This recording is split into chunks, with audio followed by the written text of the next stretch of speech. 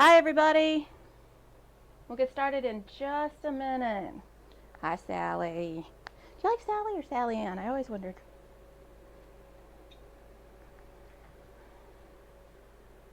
I'm finishing up the ironing of an amazing run of fabric that Mom and I did. It was awesome. We had so much fun together. At least I think we did.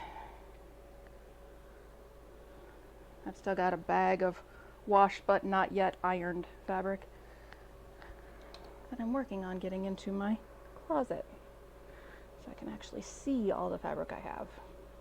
Novel idea now.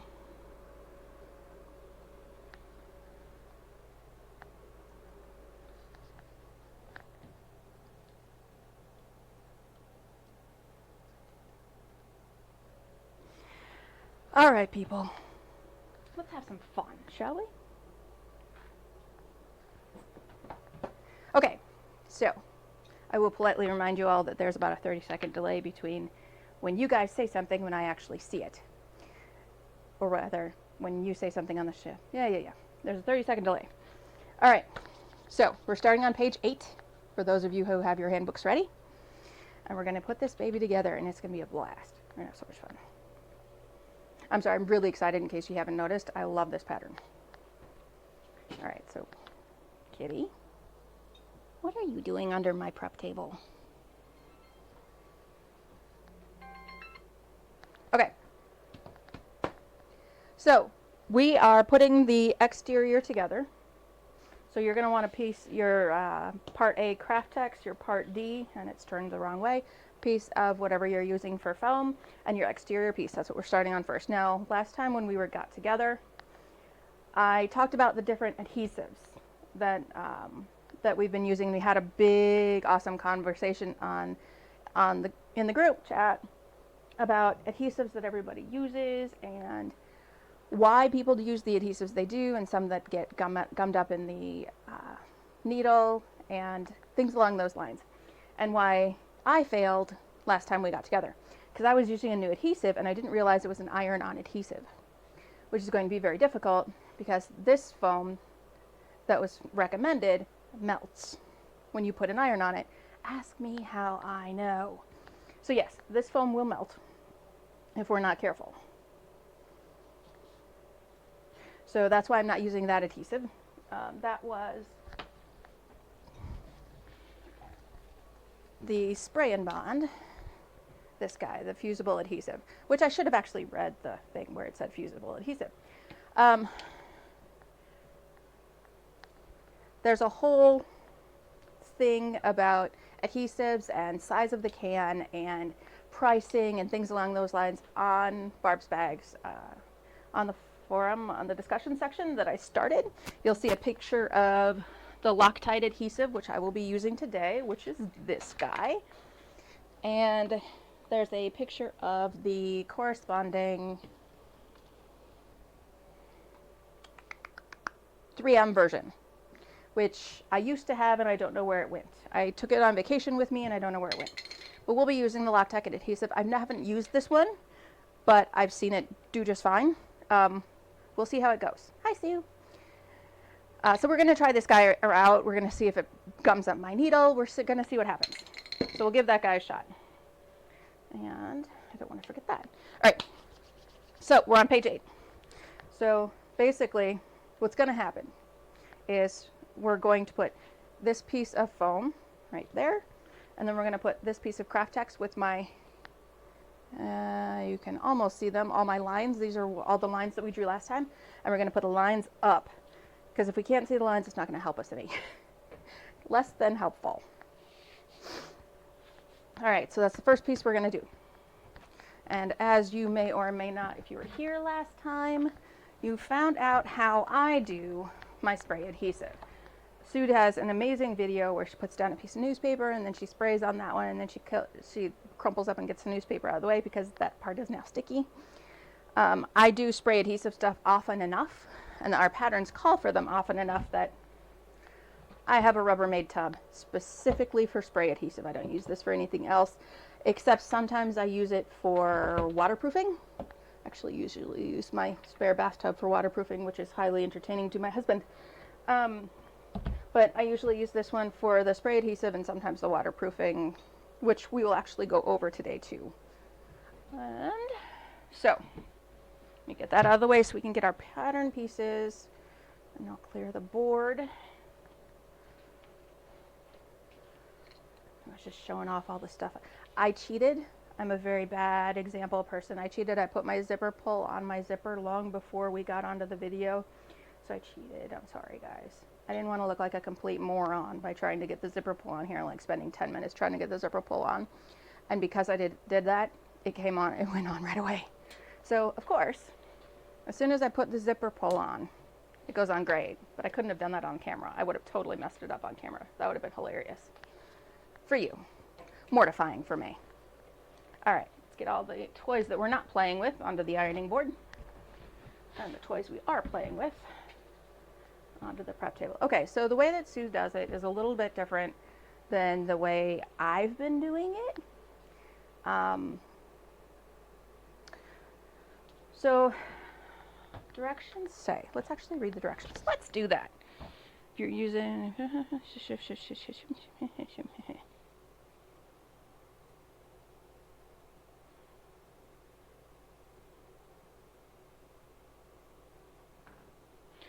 yes, vinyl is more of a challenge. You are absolutely right. That's why I'm doing it in fabric on the example. Place right side down of the craft text, marked side, onto a piece of newsprint. Completely spray the wrong side of the adhesive. You can also use fabric glue. Lay the foam down. Oh, okay, let's do it that way. I like that way. Okay, so magic tub. This is my craft text. These are the pretty lines that we drew forever ago. These are going to go down because I don't want to glue on them. So that's going to go in there. Get my Loctite spray, which does have a ball on the bottom of it. I like this nozzle. Oh, yes. It's a happy little spray. The 3M actually sprays in like a line, whereas this one sprayed in like a ball. If you've ever played with editing software, you know exactly what I'm talking about. Okay. And then we put you on here. Right. Lay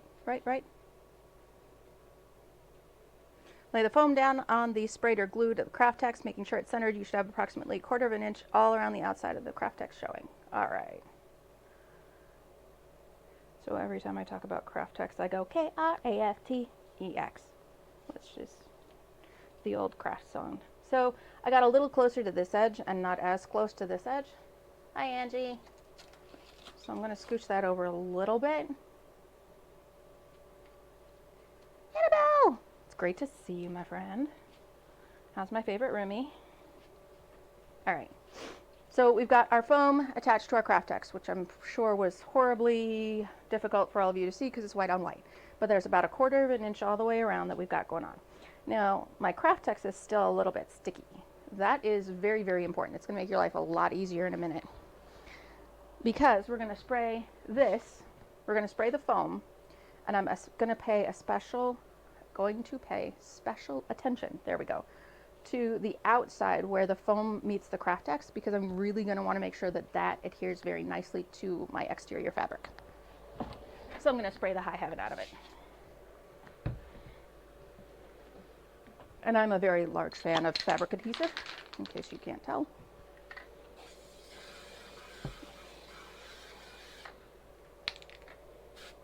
I saw a spot that didn't look good yet. There we go. And the bucket goes on the floor. All right, so I have a very sticky side of that and a very beautiful piece of fabric here. All right, so I have exterior lines that I had drawn on my foam, thankfully. Otherwise, I'd never see them. So I'm going to flip this guy over. Now, I'm OCD, don't mind me. I'm going to match, remember how we drew all the way around on this piece, and then I did the crosshairs? So I'm going to match all the way around, and I'm going to match up my crosshairs. And I'm going to be really careful not to put it down until I absolutely positively am sure that it's perfect. Because pulling it up afterwards is really hard. Okay, so I've kind of like touched it in a few places. I'm going to flip this guy over so that I can smooth it out. and I'm going to smooth out center. Oh, right. I decided on the Loctite. We're going to give this guy a shot out. And I'm using the foam from the hardware store. That is the underside of the, like it's the stuff that goes between the hardwood floor and the subflooring. It's a little bit thinner than the stuff that Sue calls for, but it does have the right, like, open, I can't think of the word now. Open mesh, open bubbles. It has the right squishiness, if that makes any sense. Okay, so I've smoothed it out, and then I'm going to go and I'm going to take my finger and I'm going to try and make the fabric adhere to the craft text, because that's going to make my life a lot easier down the road. The reason I say that is because we're going to have some stitching that goes around the outside, and this will help emphasize that beautiful stitching, and it'll also make sure that everybody stays where they belong, which, you know, I'm kind of a fan of. Can't even talk today. This should be a fun show.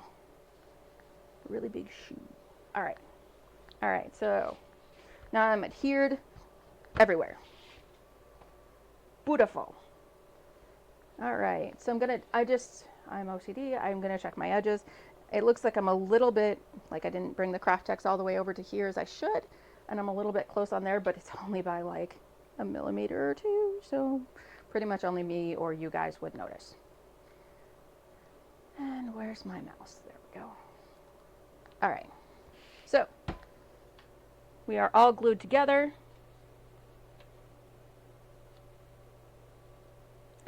And again, Sue recommends Echo Welt for leather, so if you're going that direction. And I'm a big fan of rubber cement. Completely cover the exposed foam with fabric glue or Echo Welt, or place the foam side down on the wrong side of leather using lines drew. Yep, we got that part. We're on page 10, people. We're on page 10. We're on page 9, people. Okay, so what is going to happen is we're going to snip around our corners, and we're going to end up folding all of this in and gluing it all down. And then we're going to do really pretty stitches. Okay, just so you know what's coming. And where's my snips? There we are. All right, so what I basically do is I cut halfway in, and I go from corner to corner, and then I just grab a whole bunch of them in between. I'm really not that particular about it. Trust me, it won't be that big a deal, but don't go any further than halfway in, because if you do, you might have little snips that show on the outside, so be careful. But don't, like, stress out over it. This is just to make sure you can ease your fabric in when you curl it in.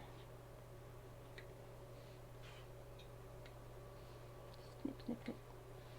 Snip, snip here and a snip, snip there. I've had songs in my head all day today. There we go. All right, so now we've got snips around all four corners, and we're going to glue this guy down. I have a plethora of glues. This is Eileen's Clear Gel Tacky Glue. This was on sale at Joann's last time I was there. I've done all of my, like, so I have 12 of the big and 12 of the matching small classic zip arounds. We're calling them CZAs, apparently. That's an awesome acronym. I've got 12 of each of these, and I've done the whole thing with one thing of tacky glue, but I'm an excessive glue person. This is an old glue bottle of Sobo. It doesn't matter. It just needs to be fabric glue. The point is to get the fabric to adhere enough so that it's not going to misbehave when you start stitching it. That's the entire point of the glue part. And apparently this one's all stressed out. Yep, gonna have to warm that bottle up and get the icky glue out of that one. But hey, this one's new. Very new. Haven't even opened it yet. Where's my paper scissors? One moment, let me open this guy up. There we go. So one thing you want to be careful about is, so I put a bead of glue along this edge, but I stopped at the corners. I'm not going to go into the corners. She says like 1.5 inches from the edge. I just go to where I started my clips, my snipping, because I'm not going to be that exacting. You don't want too much glue on here that it starts getting the craft text squishy. That's kind of a no. And all of my clips are downstairs. Lovely.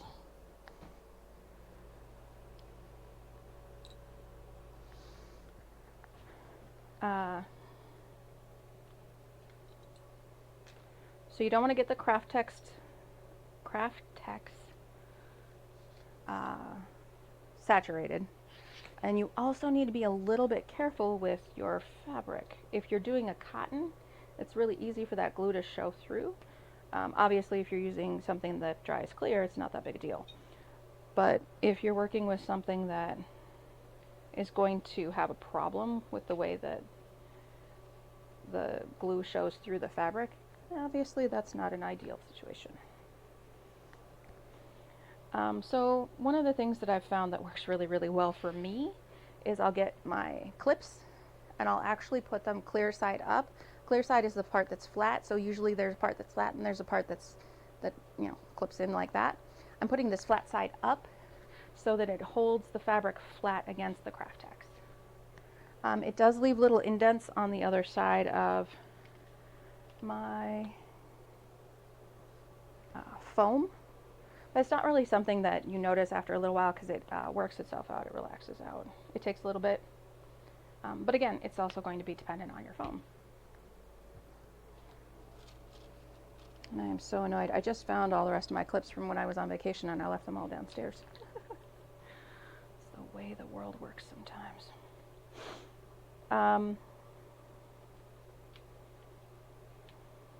So yeah, not hard. So you want to pull the fabric around the corner, but you don't want to like pull it so hard that it starts pulling on the rest of the project.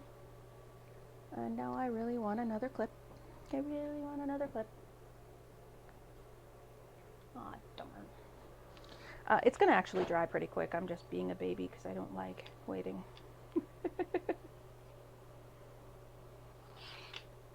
And I shouldn't glue this side because it's not going to. Alright. So we're actually going to do this part in stages because we're going to let this dry and we're going to move on to something else. Because I don't like holding still and I have a big, I love economy of movement. I don't like holding still, so why would I just sit here and wait for this to dry when I can move on and do other things? So I'm going to let this dry for a little bit and then we'll do this part and then we'll fold in the corners.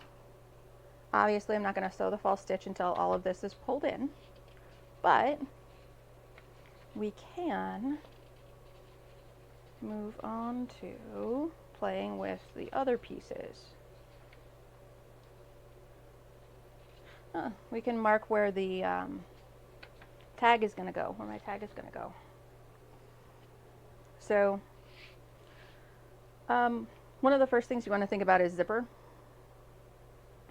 Zipper, people. Do you want it to zip up this way? Come on now. Do you want it to start here and zip around this way? Do you want it to start here and zip around that way? Obviously it won't matter with a symmetrical pattern like this one. This will end up being pulled in. Oh, it's going to be a little off. That's going to drive me insane. Good thing I'm going to sell it.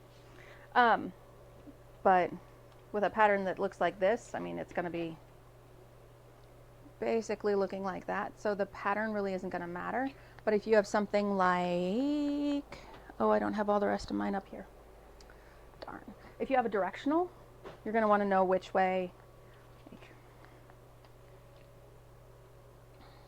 Okay, there we go. So here's my wallet. We're just pretending this doesn't exist. So this is the folded over wallet. So if I have like a little happy face right there, I want that to be up when I undo it. I also want to be able to put my logo right side up. And I want to decide, you know, do I want it like up there? Do I want it down here in the center? You know, of the placement possibilities.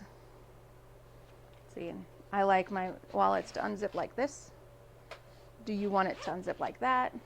Do you want it to unzip like this? Like, what do you want the front to look like? And I'm a fan of unzipping like this. So I would put my logo right there. Well, you know, centered nicely. And I probably would do a different fabric background for going on this fabric, but this one looks great right there.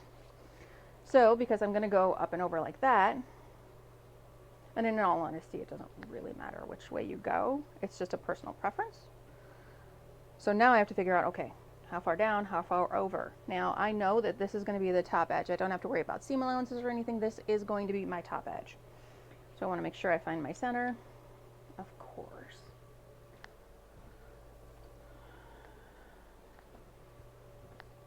Grab my ruler.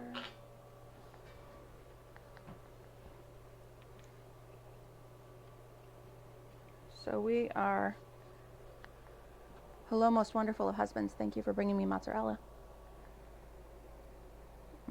Tasty mozzarella. He's making bruschetta for dinner. I am a lucky woman. All right, so this is 8.5 across. That's 4 1/4 is center.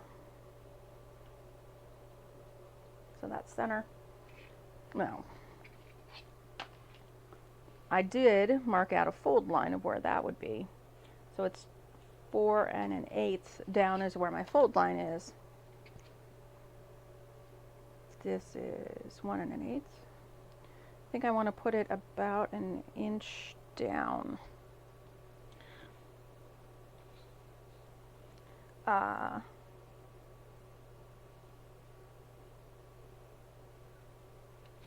Let's see what she suggests. She places hers 2 inches down from the top, but that's more of a centered logo.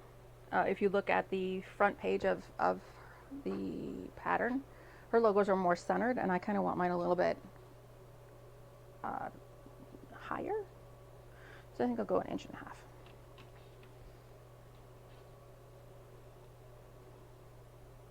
For those of you curious, this is Craftex. And it is printed with a silhouette, with a marker and a silhouette machine. Okay, I'm going to flip over to the ironing board so I can secure this guy down. I'm going to take some of my iron-on glue. Part of the reason I'm using an iron-on glue is because I want to make sure it doesn't go anywhere. I don't want to gum up and potentially falsify my record of how the Loctite goes. I'm actually going to shift it a little bit this way so it looks like it's part of the pattern, so it looks like it fits. And I'm also using the iron-on glue because there's marks that are going to come off with the use of an iron, and so I can kill 2 birds with 1 stone. Okay, so it's ironed on. I'm going to stitch around it in white, and that part will be done.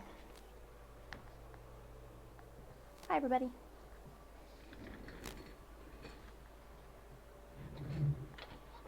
All right, I'll have that piece done in just a moment.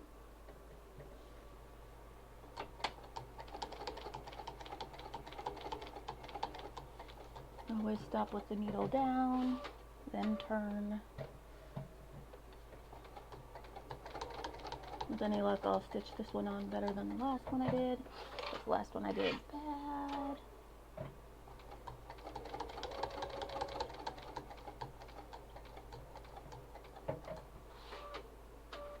It's better.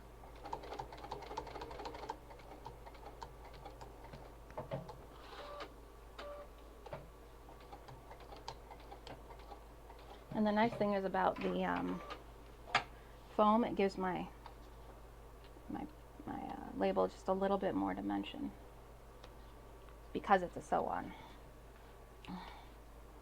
All right, looks good. I'm happy with how that turned out. And by now, by now all of this is glued down and happy.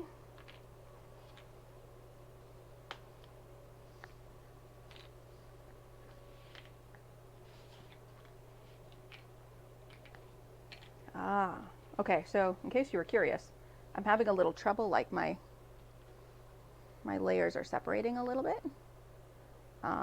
That's due to the iron. I told you that this foam doesn't like irons. Wasn't kidding. It isn't too bad, so I'm not really going to worry about it, but it's one of those mental things to go, oh, right, next time I'm not going to use the iron-on glue.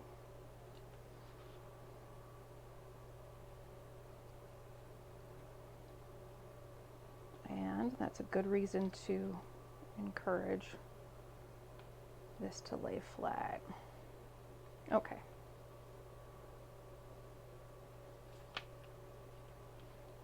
All right, so I've got my logo stitched on. It actually looks pretty centered. I didn't take into account that my label is taller than hers, so I didn't take that into account. Bad me.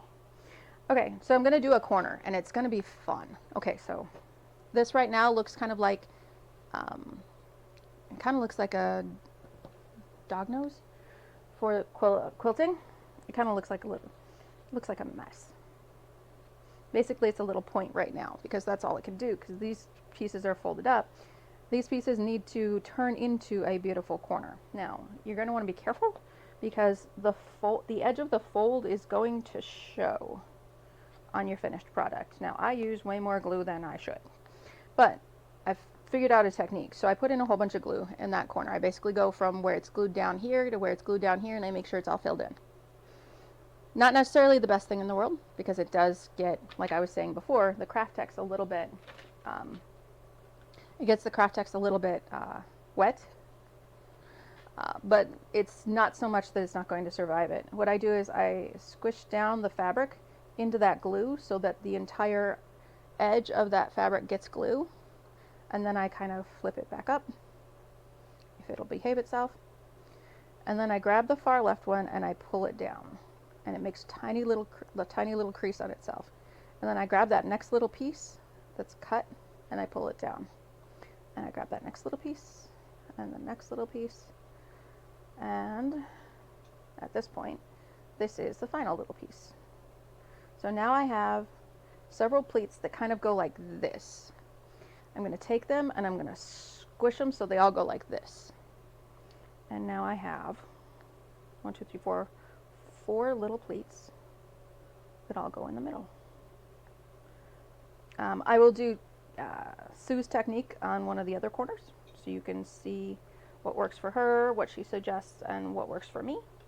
And you can do what works for you. I have a song in my head from The Greatest Showman, and it will not leave my head. I'm keeping this on here to kind of flatten out this piece so that it behaves itself. And I still need to go get my clips. I left the whole thing downstairs. I can't believe it.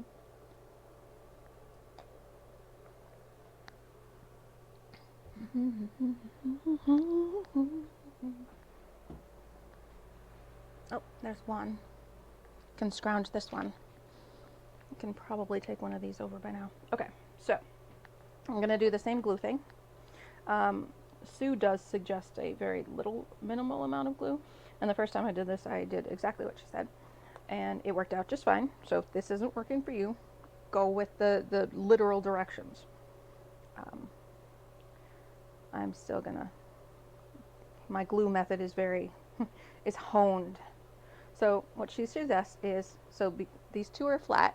She suggests flattening down the middle, and now you have 2 little pleats, and you can pull those in. And I end up with 3 pleats, which works just as well. But the reason that these are so important is because you're going to see this fold over of fabric on, you're going to see it from the outside. It's not going to be a lot, it's just going to be that very edge, but you're still going to see it. So it's important to make it look professional, of course. And I I think we're kind of at the stage where I need to let this guy dry. So, what can we do next? I literally ran through this pattern in a couple of days, and I'm like, okay, well, while that's drying, what can I do? While that's doing this, what can I do? I'm going to flip a few pages, people. And I'm going to go find the lining. Here we are, interior construction, page 18. Okay, you'll need interior fabric piece and the craft text pattern. That, for me, that is that 10 by 10.5 square, by the way. That's this for me, and then my craft text piece. So don't worry about marking this piece up. Don't worry about placement or anything like that. We're going to spray the back. I have my lines on this one. You can actually see my lines here. See, you can see my lines. I'm going to spray the back and put it on here. It's got enough space around the outside that I really don't have to worry too much about placement. Back to the bucket. And into the bucket will go my craft X, my line side down so I don't get any glue on that. Loctite spray.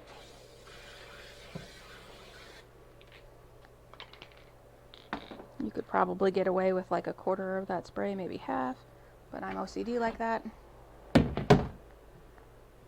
All right, so here's my lining piece, and there's my glue side. And I'm just kind of winging it. Because my fabric does have a pattern on it, I have dots, I actually lined up the edge of my craft text with the edge of my dots because I'm OCD like that. It didn't turn out so well up here, but that's okay. No one really, this piece, you get to see like an inch on the top and maybe some on the bottom. It's a good accent piece, but it gets covered by the credit card slots. So you're not going to see a ton of it. No big deal. Sue, you're singing that song because I am too, probably. Oh, you're great. Yes, my bucket is awesome. I love my bucket. It is very, very useful. It's a very good bucket. So we're going to clip around and clip out some space. The reason we didn't like do a specific pattern piece, I think, now keep in mind I did not make this pattern, that lovely lady Sue did. The reason I think we didn't do a pattern piece for this is it's a lot easier to kind of like wiggle it on, and it's so easy to just kind of go, okay, everything's fine, let's just cut around the corners, no big deal. So I'm just curving out my corners. I'm going to do the same thing I did with here. I'm going to start on, and I'm going to get my little snips to do it because it's so much easier. I'm going to start 90, straight out from the edge of the corner. Snipping halfway in. Again, this is something that will be seen, so careful. Stay about a quarter inch away at least. Hey Barb. Good to see ya.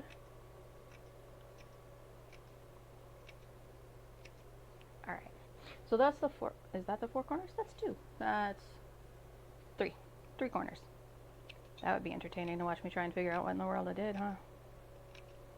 Hole in my bucket, dear Liza did. See, now, see, you have me singing it. Alright, so these guys are a little more interesting, and this is a special spot that we're going to talk about probably a lot, because it kind of got me, it took me a while to get this spot figured out. But literally right now, just kind of maintain a seam allowance and just kind of cut in. I'll show you there. See how it just kind of cut in? And gave it kind of a little hip wiggle.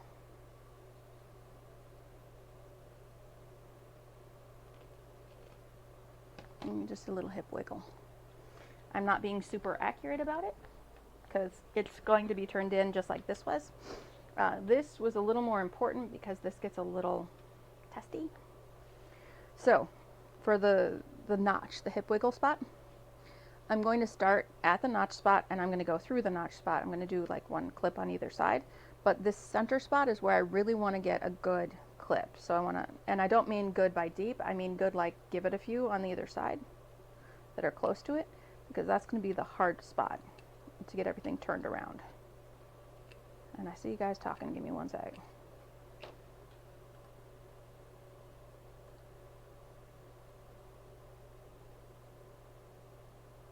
I don't clip out the V shape. It kind of, to answer Barb's question, love you both so much that I confuse the two of you sometimes. To answer Barb's question, I don't clip out V shapes. First off, you wouldn't clip out a V on an interior curve, but the exterior curves, it's kind of a waste of my time. Because all of it is going to get folded over and it's going to get all glued down, and having a little bit of extra fabric there isn't going to hurt any.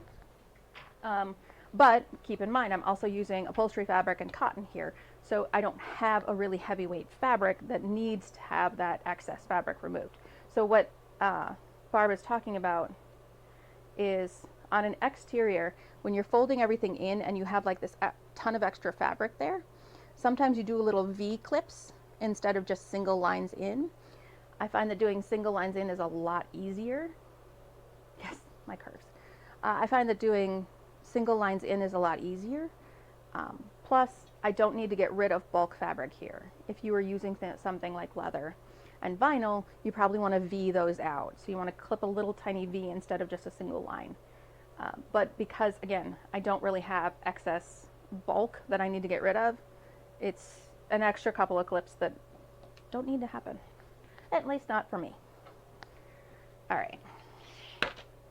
Let go of my zipper, please. Thank you.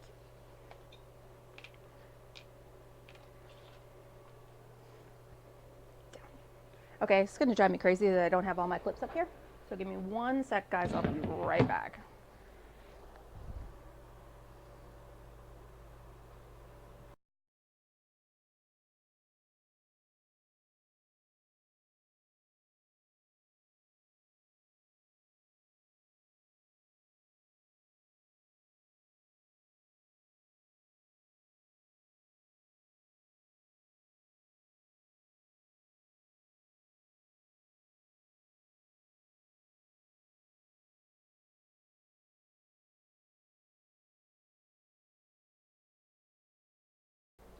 All right, thanks much. I have everything.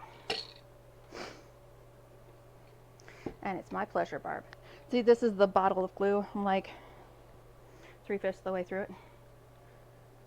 And I don't have a ton of other clips, but those are the ones that aren't being used right now.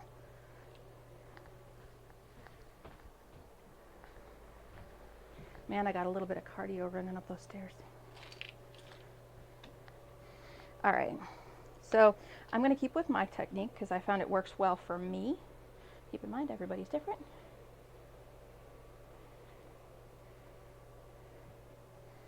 And I'm kind of lazy-ish. I tend to, I'll put glue in all 4 corners and then I'll cap my glue thing and then I'll go around and fix them all. Because, you know, it's faster for me. So here's a thing. So I told you guys that I do a lot of glue. And I'm not really painfully picky about how these curves come out, or these folds come out. Just that they look fairly good from one side. I don't care, like, I don't care if this is folded over this or this is folded this way. It doesn't really matter in the big scheme of things. And I have so many other things to do that. But as long as I get a good amount of pleats right there, and then I clip them down, those stay very nicely. And so what I was doing, when I have a little extra glue like that, and it splurts out that edge, I tend to pull it over the fabric that's getting folded.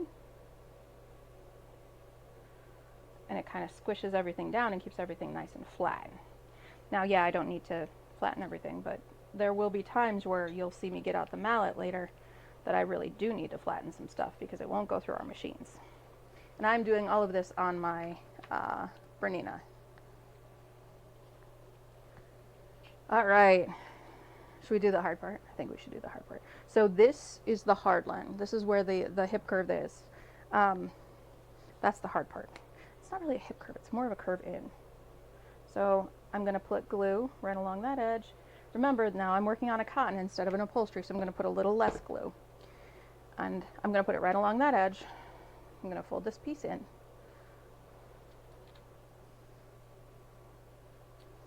And I'm going to give it 2 clips, one at the beginning and one in the just before that curve. I am clip happy with this project. So my second clip, these clips right here are just before you get to where I actually snipped into the fabric. Then I'm going to take that middle and I'm going to pull it in as hard as I can. See how that splays out like that? That's what we're actually looking for, because otherwise it's not going to give you that curve. And then I'm going to pull in the other 2 sides. So I clip that inside part first, and then the outside too. So see how that piece is splayed out right there? That's one of our snips, and it just went like that. That's why those snips are so important.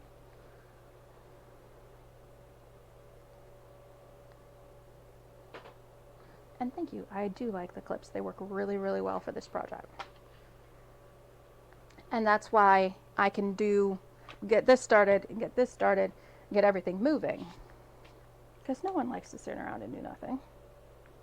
Well, sometimes I do, but not right now. I want to sew.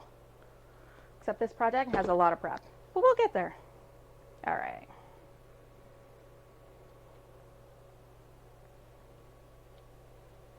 And yes, I'm probably using about twice as much glue than I need to.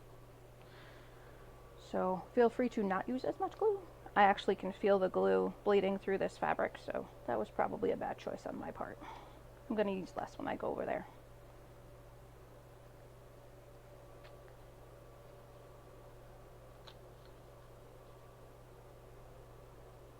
Okay, again, I'm going to start, so I've clipped the outside corners, and just before where I snipped into the fabric, I'm going to grab that center. I'm going to pull it really tight in towards that middle. And that's going to be our big piece. That's the really important one. And then you can actually pull this clip if you want to over to right next to it to hold down the excess curve. There we go. Nice and easy. It's the idea. And then we'll do this curve just like we did these curves, exactly the same way. You have snips in already. We'll glue that down and then we'll fold in those sides. All right. We're doing well, everybody.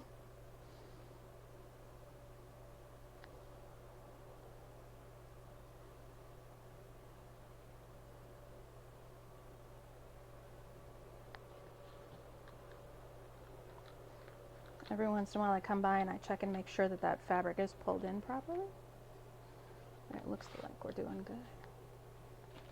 If we can squish down that guy from being ironed, bad on me.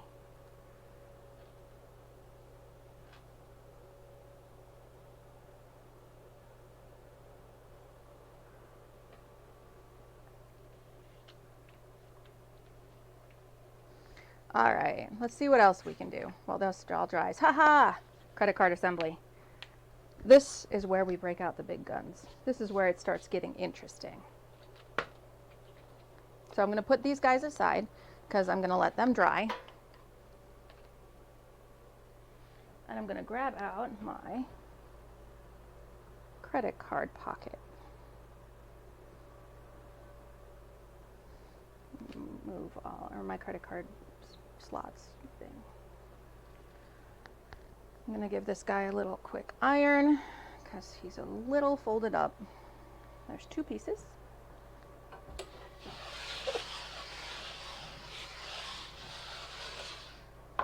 So I have, these are my credit card slots. They're slightly, they're a little iridescent, they're variegated, it's awesome. Goes very well with the whole setup. So this gets complicated. So hold on to your hats. When I originally did this one, I did make the guide that she talks about on page 20, and I loved it. And then I realized that I was using it, I wrote up my guide on a piece of fabric that, ended up shrinking. Barb, I only did 2 sides of this one because I'm waiting for the other 2 sides I'm waiting for more clips to become available. I will end up doing these, and I will end up folding in the corners just like this is. Everything will look just like this one. I just have to wait for a few more things to dry before I can use those clips. That's all, because the rest of my clips are hauled downstairs being used by the 12 and 12 because that's the stage that I am with this particular project and with that project. All right, credit card slits. So we're going to need this. We're going to need the 8 pieces of Decavel. We're going to need the piece, the 3x7s. Those are the ones that are on the credit card slots. The other one is for the pouch, the pocket. And then we're going to need the pieces that go right next to it. So what we're making right now, so what we're working on right now is, if you can see it, it's this piece of maroon fabric in here. So it's this guy right here. So it'll get attached to the back piece, which my back piece is the dotted piece. There's my back piece. That'll be right here. We're working on this piece right here. It has the 1, 2, 3 credit card pockets, so 6 credit card pockets per side, and then it'll be attached so that it provides a pocket between the back piece and the credit card slots. And there's actually 2 of them. So that's what we're working on right now. Let me get these guys out of the way, let them dry. I'm going to iron out my credit card pocket slots because they're a little bit folded too.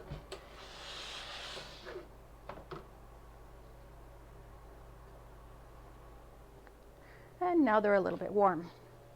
All right, so this gets complicated.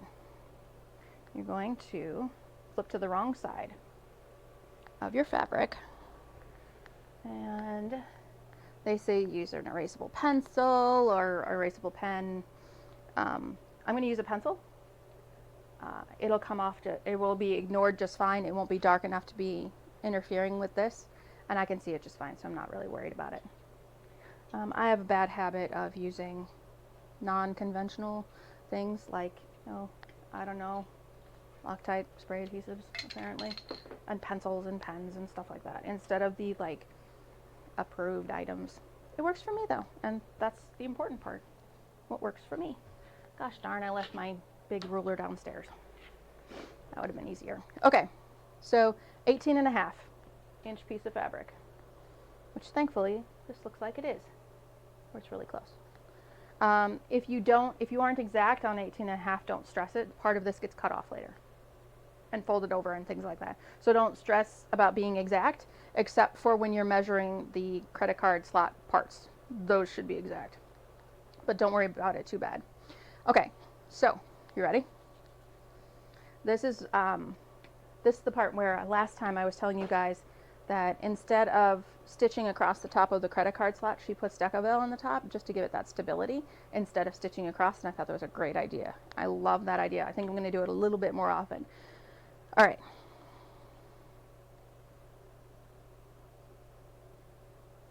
Space between each line is listed below the bottom 1-inch drawn line. Okay, so we're going to give ourselves an inch above and an inch below, kind of like a clearance. Like this is where we do not go. And my pencil just skipped a little bit, so I'm going to make sure that this is right. Yeah, there we go.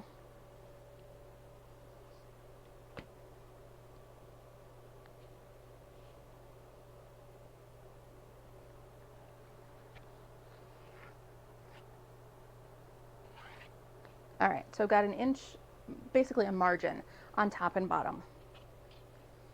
So we're going to do, so if you have a directional fabric, her directions are very clear. The bottom of your directional fabric should be the 2 1/4-inch side. I do not have a directional fabric. I specifically chose very few directional fabrics for this process because I knew it was going to get confusing. But if you have a directional, the 2 1/4 side where you start is the bottom. So my directional would be, this would be bottom, this would be top. So we're going to go 2 1/4 in.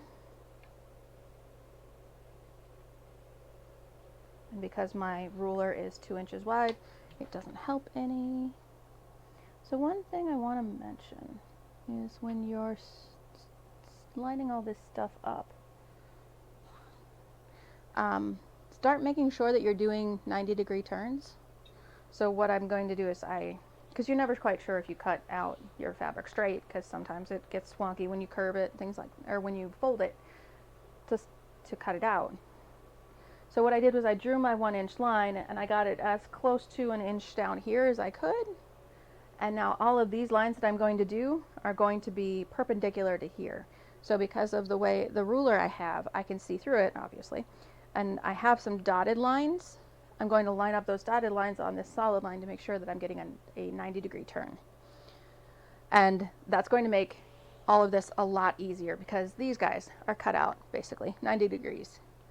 And so I'm going to do, so I have my 2 1/4, and I'm going to go the card slot amount and another 2 1/4, and now this is why I usually use my 3-inch ruler for this part.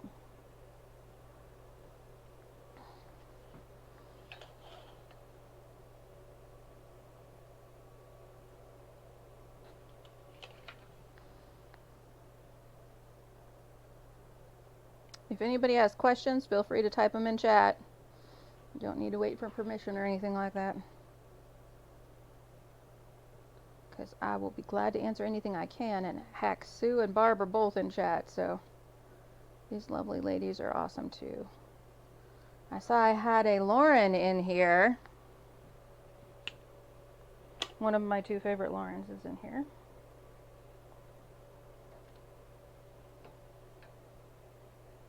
And there's my 2 1/4. So basically you're alternating the sizes, because what we're going to do is we're going to put this guy here and then we're going to fold him over. It's going to be awesome. It's going to be awesome. It's a really neat trick.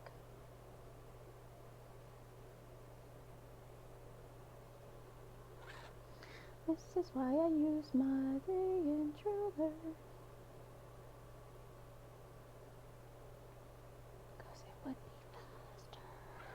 Okay, so I want to make sure I do this right. 1, 2, 3, 4 of the 1 1/2. 1, 2, 3. There we go. So we're going to have one more. Awesome. You guys ever run around with a song in your head all day? I had this song in my head from The Greatest Show on Earth, the Hugh Jackman film. It's been in my head all day long. I've watched the YouTube video of that particular part 3 times. Got what you need.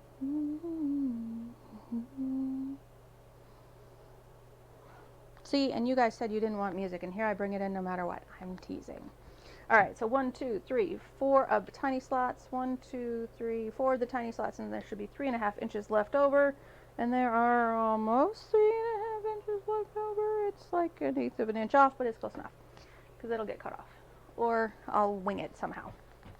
I'll place it a little bit lower. Life will go on. All right. See, all of these directions were just basically make these lines.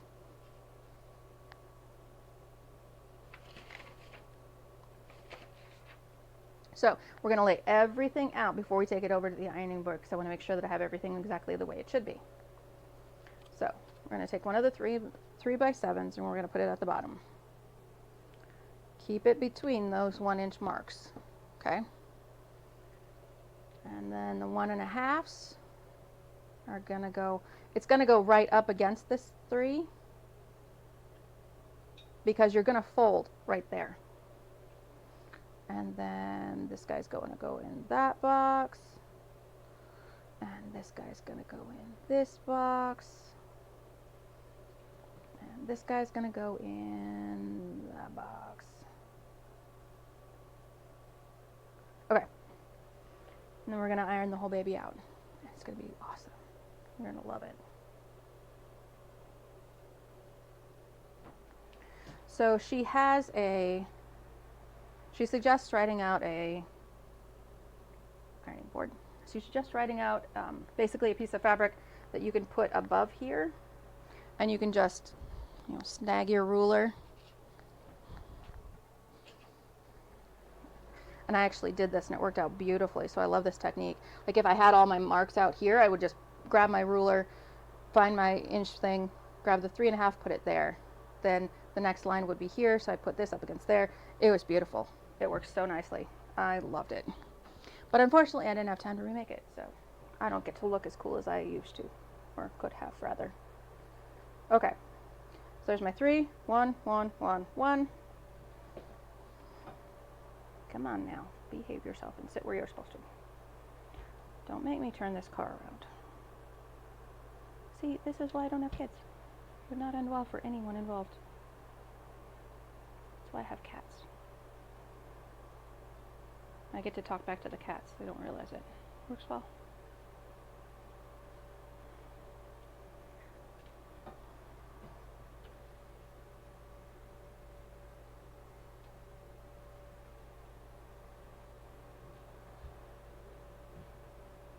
I really miss that heat press that was at the convention, or the retreat. That heat press was beautiful. I have a steam press, but it's not the same.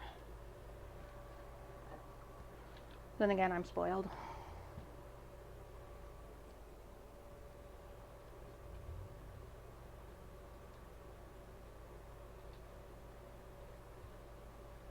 Alright. So normally I'd want to like iron from this side too. That's not really something we want to do. I've got a few more adhesive spots that I want to get. Because I don't want to iron it from the right side, because then it's going to show me exactly where those bumps are.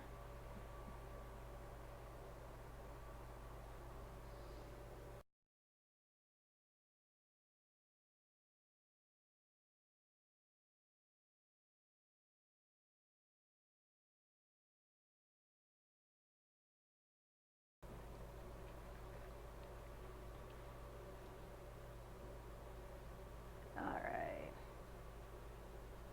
Come on, adhese. Adhese. Aziz, light. Alright, that's one. Hot, hot, hot, hot, hot, hot, hot. Careful. Hot, hot, hot, hot, hot, hot, hot.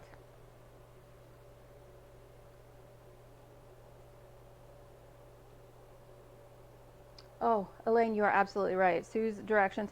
I love Sue's videos. They are beautiful. They are so much fun to watch. I was very, very happy when I was like, okay, I need to prep. Let's do this. And I started watching the videos. Like, I read the directions and then watched the video when she said to. It's beautiful. And it's not hard to understand. Sue does an amazing job. I'm really, really happy with her. All right.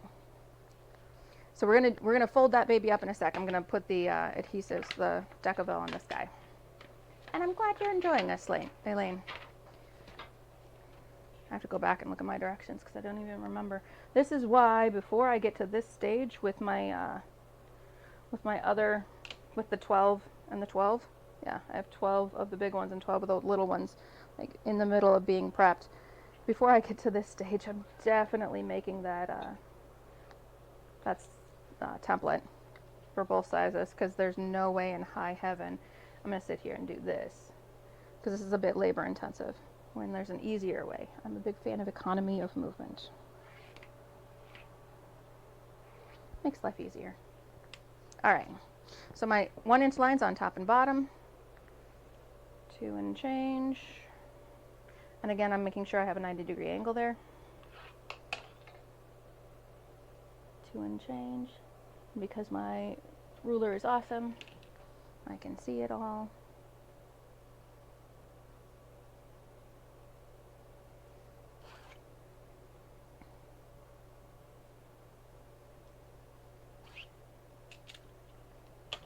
This is why I want my 3-inch ruler.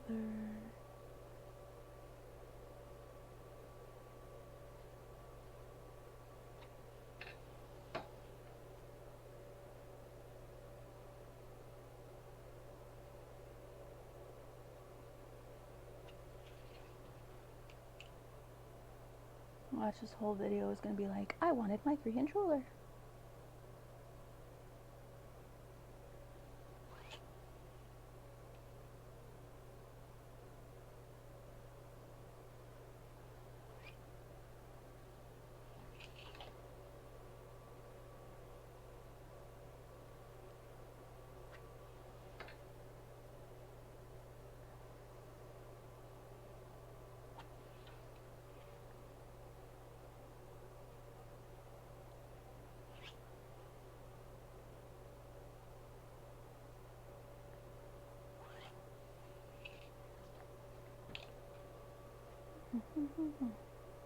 Again, if you got questions, go ahead and put them in the comments. We will answer. We'll find you an answer one way or the other. Sue's ears, though, you know. If I'm doing anything wrong, she'll scream, I'm sure. She won't. She's not that kind. She's been really supportive and helpful through this whole thing of prepping this and getting it ready for you guys. And oh, she's awesome. One more. Nope, this way. I really need to make those templates. Doo-dah, doo-dah. And I should have 3.5. I very much don't. This should be interesting. All right. It just means they're going to sit a little bit lower. Yeah, I very much do not have 3.5. Okay, so if this happens to you. So the problem is that I do not have enough space on the underside of this 3-inch piece. I'm supposed to have 3.5 from right here, and I'm right at the edge, and that's a 3, so I'm basically missing 1/2 inch. What this is the top. So that's the top of the pocket. So I'm going to actually shift everybody down by about 1/4 inch, 1/8 of an inch, give or take. And it will be fine because it'll just be a little bit shorter at the bottom.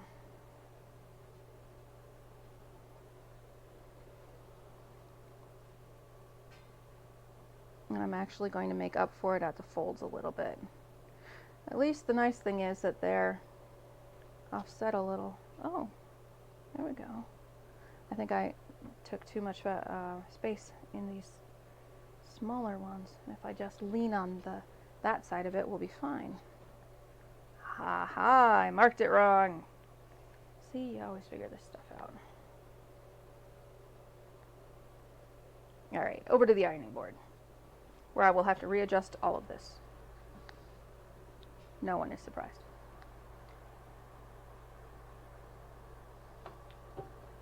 All right, well, that's adhering. I will make everybody else calm down. So I'm going to butt these two right up against each other because the thing that's going to happen here is basically just a fold. And I've got maybe 1/8 of an inch incorrect. Like this smaller piece is maybe over its line by about 1/8 of an inch, and that can easily be made up in the other 3. So, no big deal. Yay, I didn't mess up too bad.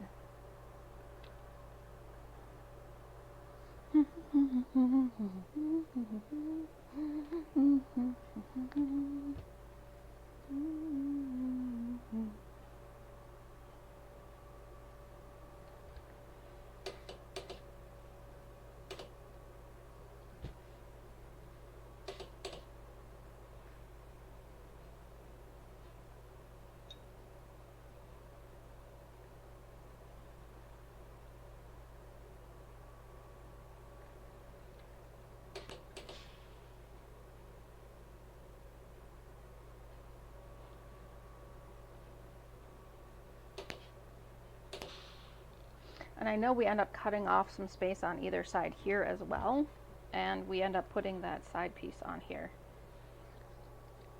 So it's not too big a concern if those aren't big. The big one is making sure that these are properly spaced. Because otherwise you're going to have credit cards that are like some are higher than the other, and everything's going to be just a little bit wonky. I wasn't too worried about this one being different from the other one, because they're going to be on either side. You're not really going to see it as much unless you're one of those really, really analytical people, which is, to be fair, completely possible. Okay, so now we're going to fold everything, and this is where things get a little wonky.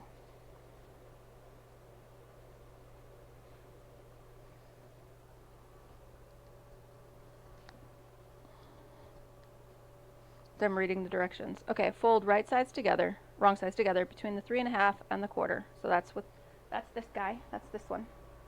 So we're gonna make our first fold right there. We're gonna press that baby so that we know what it looks like. And then continue folding over the areas indicated with the arrows, forming creases at those lines. Okay. So we're going to fold over at the top top, far right hand side. So this is our bottom. This is where our bottom, if we were doing a directional fabric, this is where our bottom would be. So we're going to fold over at the basically top of each of those. So I'm going to fold over right there, and I'm going to push it against the Decaville and kind of iron that baby down, get a nice good crease. And then I'm going to pull it down to the next piece of Decaville.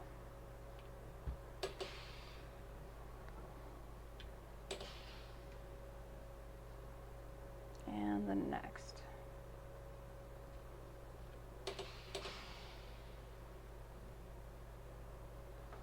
So now I have like an accordion piece of fabric.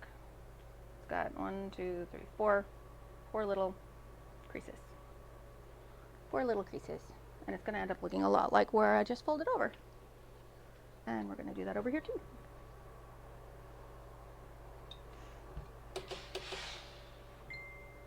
And that's how these all get folded up.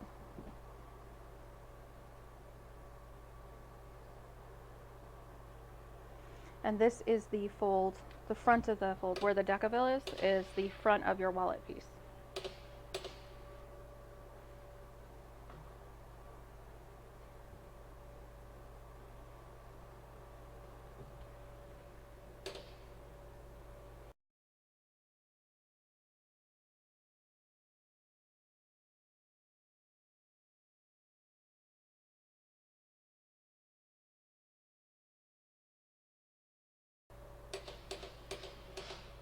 All right.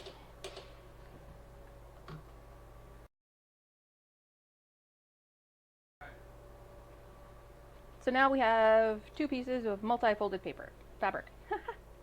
Multi-folded fabric. Nope, that one. There we go. Lay the fabric down with right side up, keeping the 3.5 inch fold behind the wrong side. So here's our wrong side. When we were cutting out everything, it would look like this. There's our first fold. We're going to literally flip it over. Wrong side up, keeping the 3.5 fold behind the right side. Wrong sides together. So you have the 9 inch width running horizontal.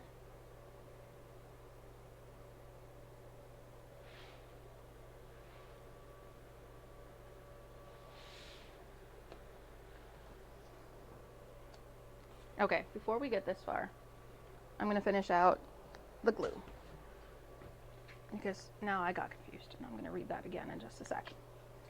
But I know that all of this is glued down nicely, so I'm going to glue this other piece. So I still have sticky parts there, so I'm going to leave like a clip on it just to encourage it to stay closed and stay flat. Plus, when you do clips on these, it does encourage everything to stay flatter, which is very vital when you get down the road a little bit. But that encourages everybody to stay flat. Okay, so I'm going to do these sides really quick with glue. There we go. And I did put a lighter line of glue, except I didn't actually put glue down, because I put too much glue this side. It's going to take a while to dry, which doesn't need to be happening. This time I remembered to not put as much glue. This is also a fairly thin fabric, but I don't really need a durable fabric right here. I just need something to cover up the craft X.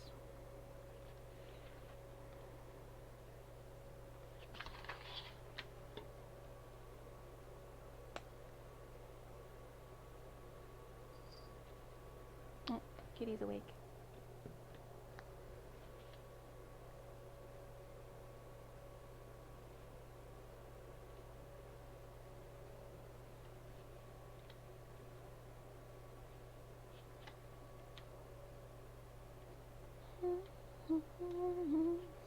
All right, we'll let that guy dry a little bit now that we have next. Whoops. Okay, let's figure this out, because I watched the video and it made a lot of sense, and I'm reading this and I'm not making any sense. So let's figure it out. Rotate the pieces so you have the 9 inch width running horizontal. Okay, that would be this way. Oh, wait, no. the 9-inch width being horizontal. So 9-inch width is this way. This makes it easier to bring your folds together. Lay a ruler down 3/8 from the top folded edge and bring the first creased fold up to, oh, okay, that makes more sense now. See, all I had to do was actually read the dang thing. Okay, so what she's saying in the directions, so we have our 3-inch piece, which is abutted right against the other piece of craft tex. Those are together, they're folded over together, and you keep that at the top. That's the way this one is too. We're gonna start over here. I'm gonna do a quick check of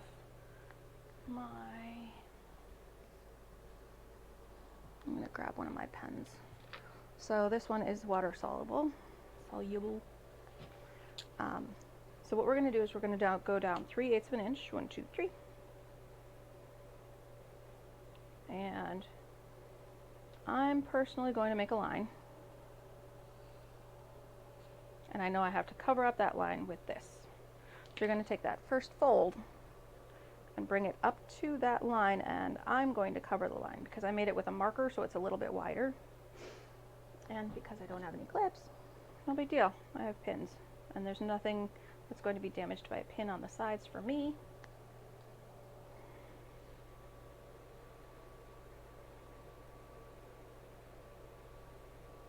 All right, and then I'm going to go down 3/8 of an inch again from that folded edge,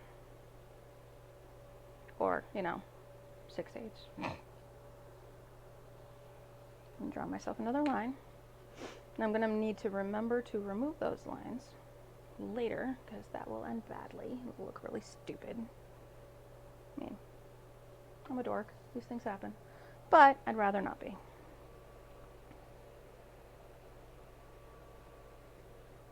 And then 3/8 of an inch again. And I really, really like this method.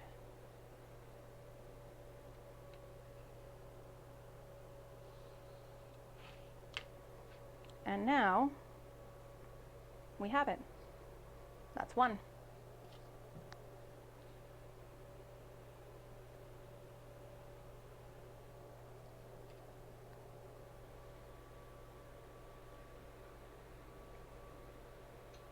I'm going to put that guy on my ironing board very carefully. And we're going to prep this one.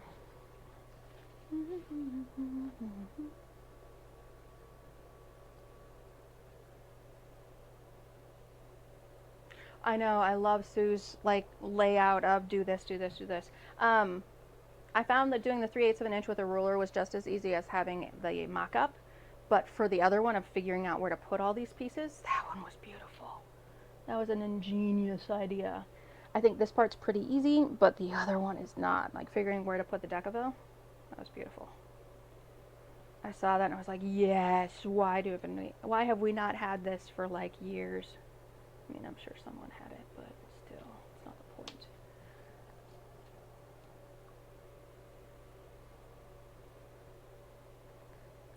Ladies and gentlemen, if you haven't picked up this pattern, I strongly recommend it. She's got some great tips in her videos, which accompany the pattern. I'm ecstatic with all of the quality of Sue's patterns. They've been amazing. I've done 2 sew-alongs in this group, and both of them have been a lot of fun. They've both been Sue's patterns. So I can't say enough about how much I respect this lovely woman.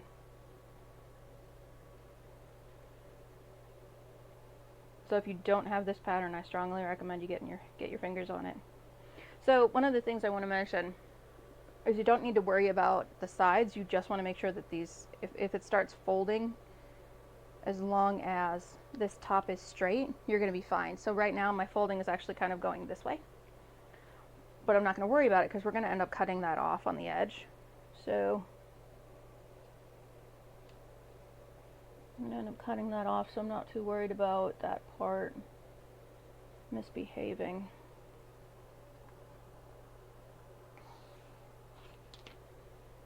I just want to make sure that these are all straight and flat.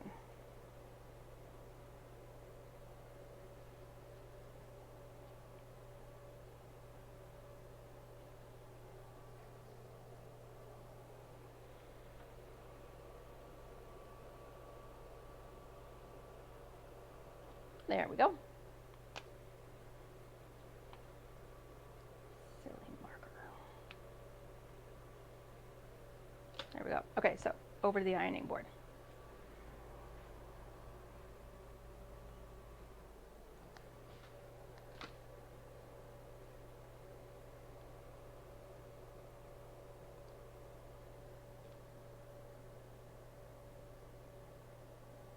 And Barb, I'm epically flattered. I love doing sew-alongs in your group. So I'm literally just gonna iron the high heaven out of this cave. My marks don't go away with steam, they go away with just water. So I will do that when I get that far, when I have a minute. So I'm gonna iron them from both directions because I'm gonna be ultra paranoid. And I'm not gonna take those pins out until I stitch everything down, because again, ultra paranoid. I'm having a blast. My husband thinks it's hilarious, all the prep work I set and do. He's like, are you doing another sew-along? Yes. What are you doing this time? This pattern. That looks kind of cool. Yeah, he's really sweet about it. And he's my IT department, getting my cameras up and making sure everything's going ready. And he does my overlays and stuff. So all the neat transitions and stuff that you see, that's my husband's fault. Well, mostly. All right. So we have two mildly hot credit card pieces there. For those of you playing the home game, we are on fabric, page 22.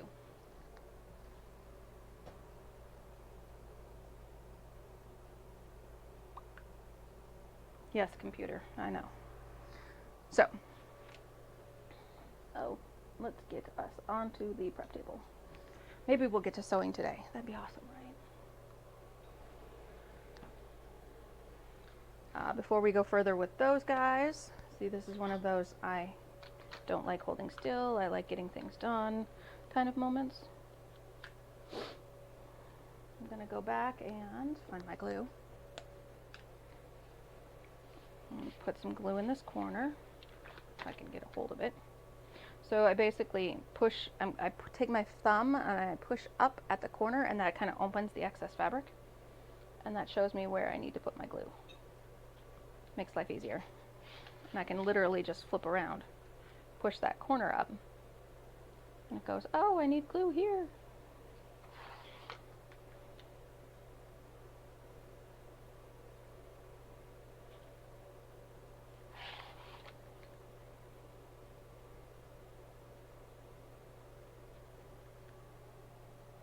And I have the lid to my glue here somewhere. Oh, there she is. All right, so I'm gonna get to that corner. I'm gonna pop it up front. Now, cotton is a little nicer than other fabrics when it comes to doing the pleating thing. It kind of wants to fold over itself.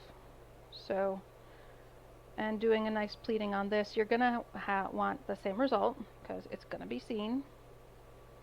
So you're gonna kind of pull all of those together.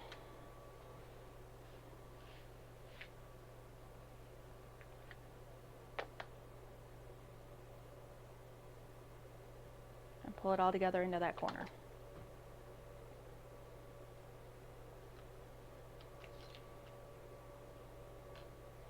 And basically, so mildly crassly, all I'm doing is getting the fabric kind of saturated in glue and squishing it down and clipping it down until it dries.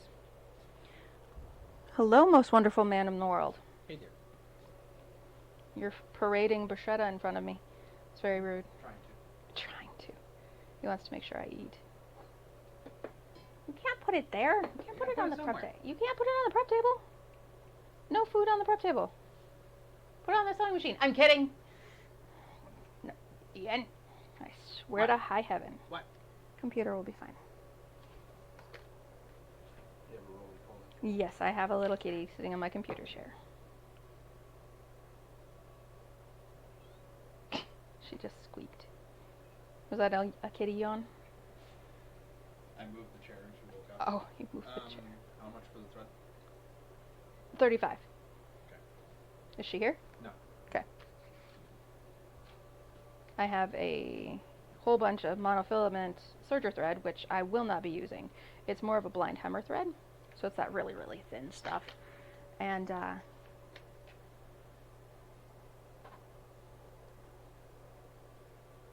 oh, Barb, the blue marker won't wash out if it's ironed? Well, that should be an entertaining experience for learning for me. And maybe I'll just draw some curly cues and make it look like it's supposed to be there. So we'll see. That should be fun. Now you make me worried and nervous about it. See, what are you doing to me? I'm kidding. I'm going to have to go find out now.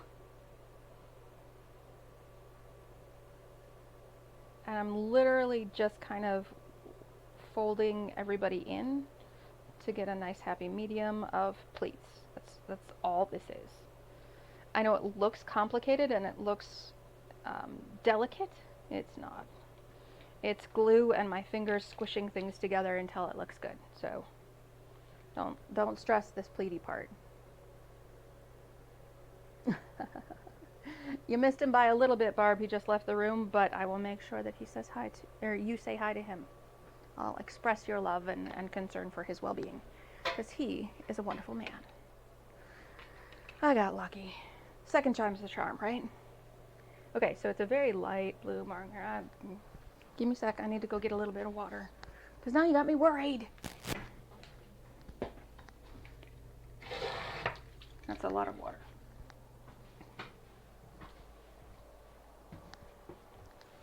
Now I have to find out.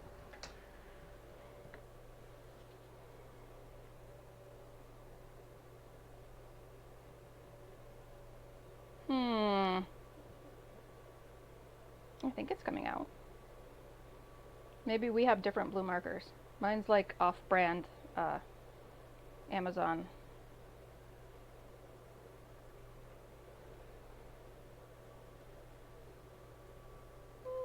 Maybe?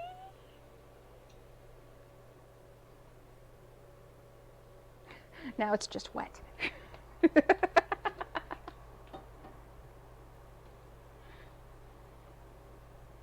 Think I might be lucky. I'm lucky. I am very, very, very, very lucky. Yes, I am lucky it came out. Yay. So I will deal with that later. Barb, you had me worried, my friend. You had me very, very worried. Okay. So my glue is happening with the rest of the pieces. So while that's happening, we'll work on this guy, finish this guy out. Okay. So we're going to glue this down on the sides to make sure that these folds stay. So I'm going to pull these pins. I'm going to pull them on one side and then I'm going to iron it because I'm paranoid. To get the pin marks out, pull my pins. Be careful when you have everybody detached, because the last thing you want to do is wiggle it around and get everybody out of alignment. Okay, we're going to do a tiny bit now. You've seen me use excessive amounts of glue on a lot of pieces. Yeah, I'm really, really grateful that this came out. Like, I can still see a little bit over here, but that's because I didn't put any water over here because I wanted a difference between where I did put the water and where I didn't, so I could see it really quick. Yes, I'm very, very lucky. I'm very, very thankful to the pen gods of solvents. Okay, so we're going to toss a little bit of glue on the sides just to keep them in place when you sew. Normally I'd leave pins in, or I would leave clips in. This actually is a lot easier if you just do a little dab of glue. Oh no, Barb, you're fine, hun. Don't even worry about it. You were warning me about something that you were worried about. I'm just think you're sweet. I'm going to put a tiny little glue. Tiny little glue. Like, I shouldn't even be able to see the glue. And be careful about going all the way to the top, because you don't want to have glue at the top. Tiny bit of glue. Just tacking in place.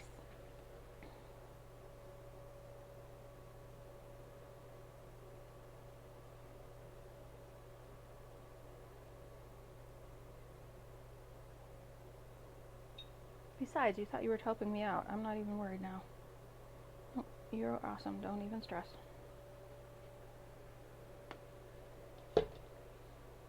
Just keeping those creases together. I'm going to let that dry while I do the other one. Okay, still got pins in this guy. I love having a magnetic pin cushion. I can just like get the pins close to the pin cushion and they like snap to where they belong. It's the little things in life that make me happy.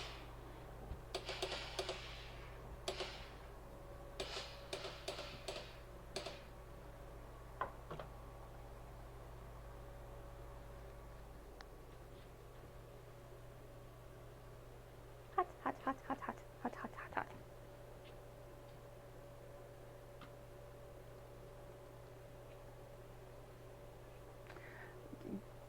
You know, I just appreciate that you wanted to warn me and make sure that, oh, look, there's a spare pin in there. It's just hiding. Sneaky little guy. I'm just glad that it happened, that this pin would come out.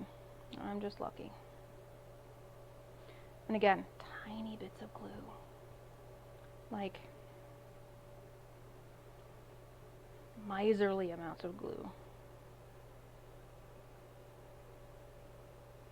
Normally I test my pens before I start using them on something, and I don't think any of the ones that I have out do permanent, because that would drive me insane as far as pen marks go. Okay, so now we're glued down.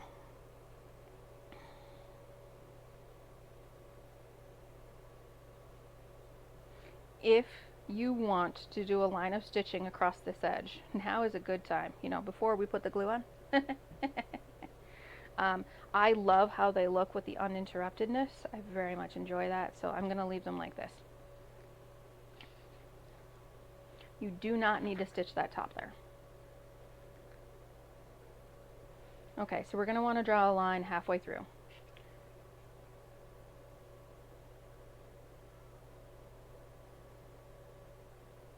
About 4.5 inches from side edge. So that means that this is a 9-inch piece. This is a 9-inch piece, so I'm going to do a 4.5-inch line. So you want to be careful. And since we already know this one is behaving itself, we'll continue to press our luck. Be careful. Don't stitch on this top piece. You don't want to stitch there. You want to go up to this first fold. So this is where your 3-inch piece is on the other side. Your 3-inch piece of Decabill is on the other side. This is your top fold. I really should put this right side up so everybody can actually see what I'm talking about. Okay, so context might help a little. Okay, so this piece is going to be this piece right here, this maroon piece. What I'm talking about right now is when I stitch down, I only stitch not this top fold, but the one below it. So you'll actually take this 3-inch piece and flip it out of the way. So when we stitch, this piece, this part, will not be down. We will stitch from this first fold, when you undo this first fold down. And it's going to look awesome, because now you don't have a line of stitching on the inside of your pocket, which I think was a very professional addition. I like that.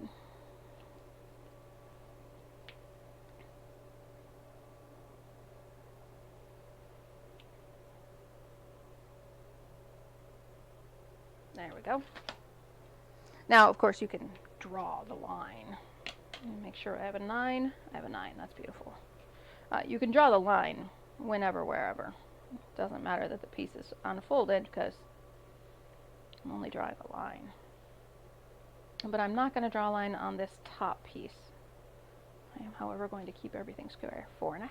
There we go. So I'm not going to stitch on this top part. I'm going to undo that fold.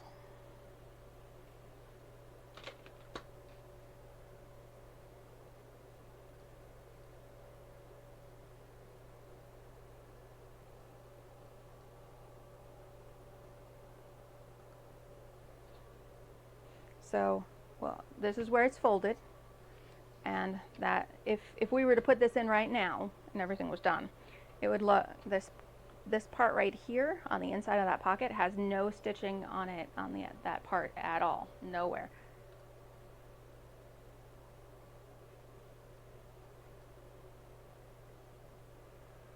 See, there you go. Don't iron your embroidery before you wash away the inks, and let the piece air dry. So I'm going to stitch from that first fold all the way down, and then I'm going to actually turn and come back up. Well, I'm going to start at the bottom, go up, turn, and come back down, actually. Here, I'll show you.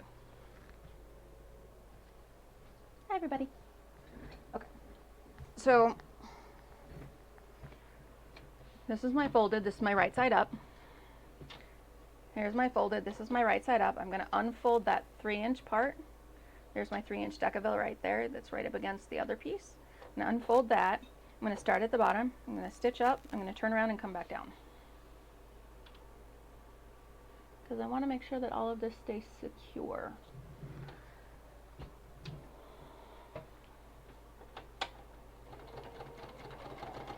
And this I actually will back stitch on.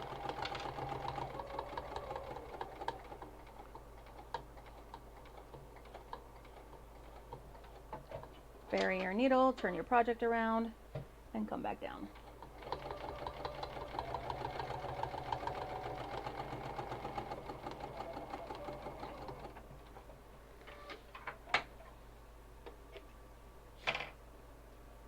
I almost screamed bless you down the stairs. It would have blown out your guys' ears. Okay, so again, unfolding that 3-inch piece, starting at the bottom, going up, and not stitching above that where we drew the line for that fold.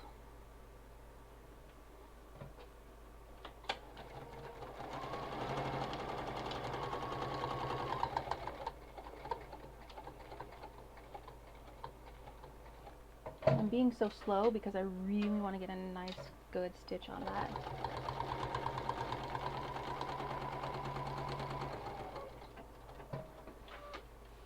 Alright, there we go.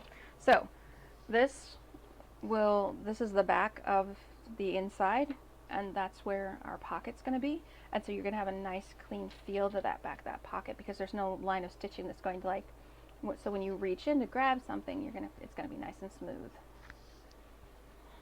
And I loved that detail. In case you can't tell, love that detail.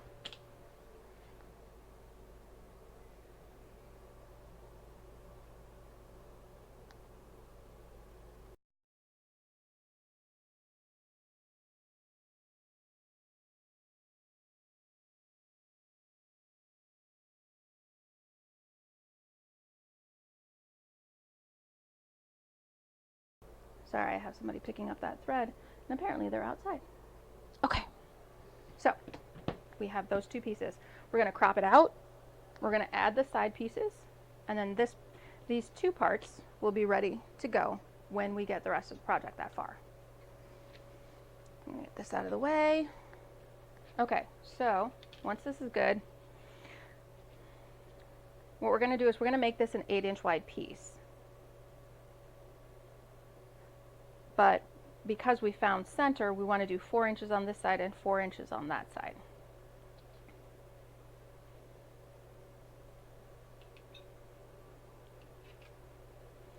So I'm going to line up my 4-inch mark there, and I'm going to kill it, or I'm going to cut it off right there. If I can find a pen, fine, be that way.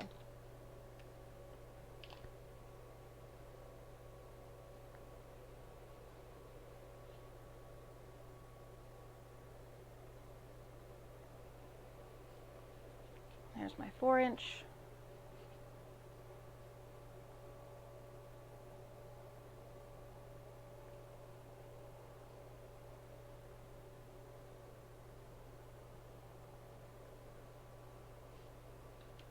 And I'll flip it over so I can do a 4-inch on this side, so I end up with an 8-inch piece. You know, come to think of it, I could just use my rotary cutter right there. Derp. Okay, more efficient way to do this. Let's rock this, shall we?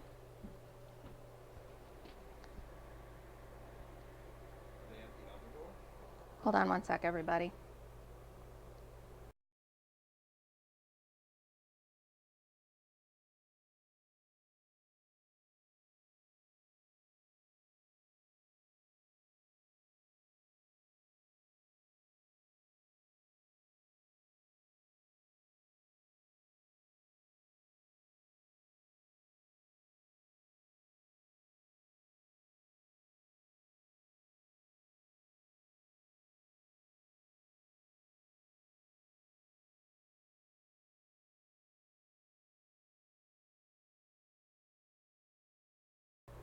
Sorry. Apparently we're having trouble connecting with that other group. So let's do this a more efficient way. I'm going to line this baby up on this solid line. I'm going to line my stitching up on this big solid line. I'm going to measure 1, 2, 3, 4 inches over, and I'm just going to rotary cut the dang thing. Derp. Why in the world was I making this so hard?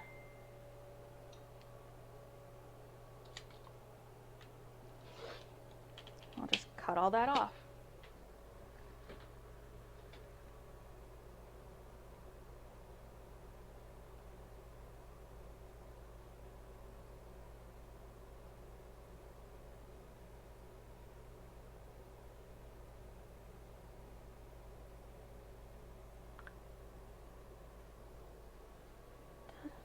Okay, so that's 4 inches on that side. 1, 2, 3, 4 inches on this side. And the fun thing is her directions actually say measure 4 inches on either side and cut it off. And I wasn't thinking. This is so much easier.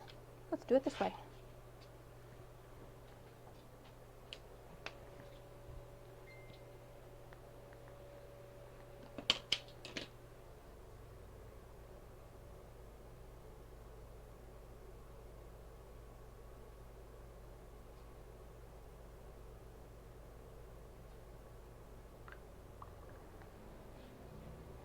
So I'll measure, I'm going to go on that solid line.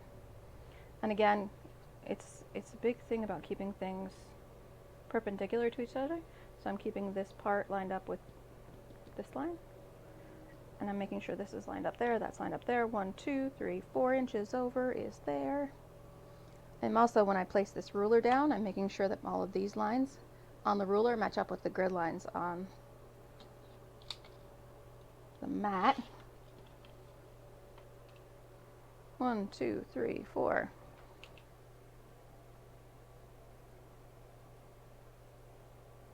5, 6, 7, 8. Who do you appreciate?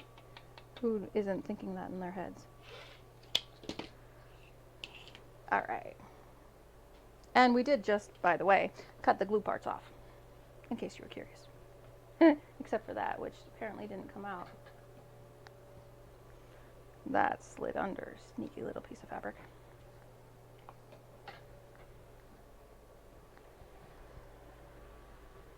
All right.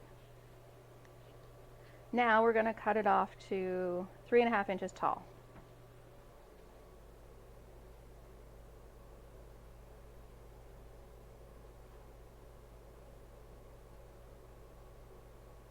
One moment, please.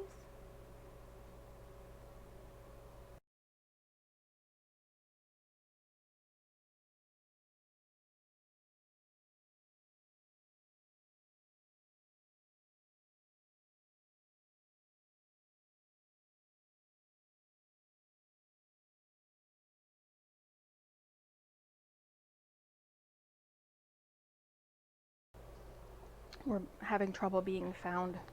All right, so now we need to make sure it's 3.5 inches tall. So we'll line ourselves out on that nice big line, making sure that this part is perpendicular to that part. 1, 2, 3.5. Like I said, we're going to cut a lot of this off.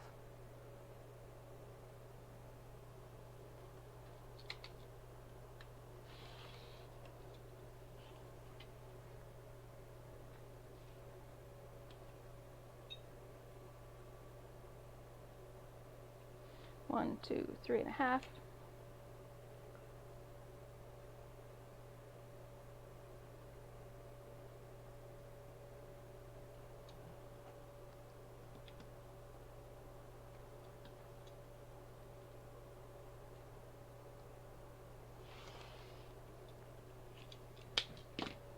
One, 2, 3.5. Okay, just making sure. I got a little paranoid on that one.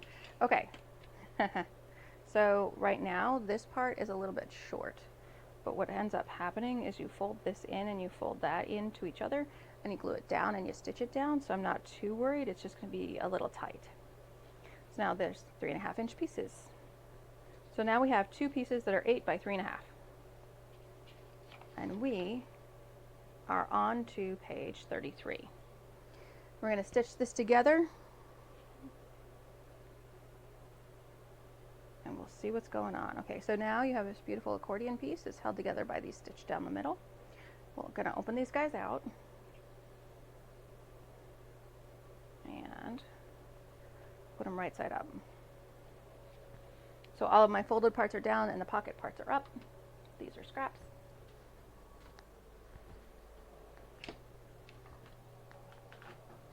And we're gonna get our credit card pocket sides, side pocket pieces.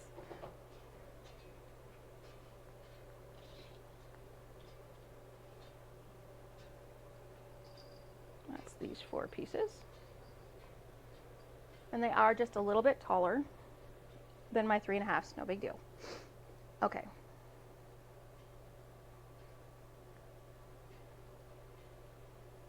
We're going to stitch at,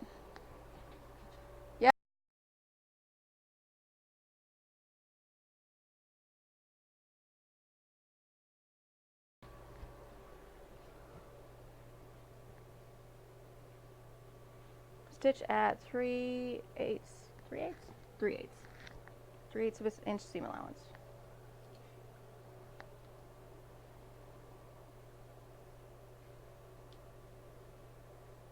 And normally I'd clip it down and just keep rolling, but I don't have any clips available right now.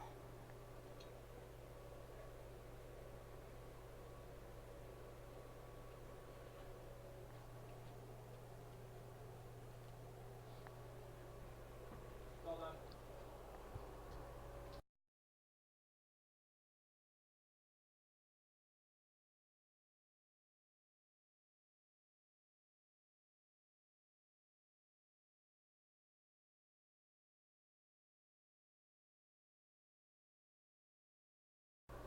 Thank you, wonderful husband.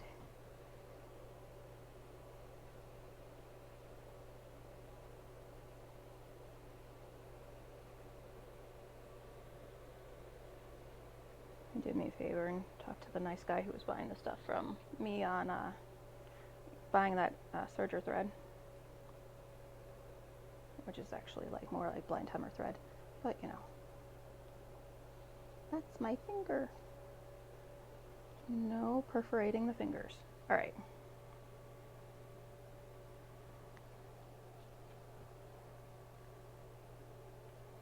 All right, so we're going to stitch both of these at 3/8 of an inch seam allowance and then fold them open and iron them down. Let's rock this, shall we, ladies and gentlemen?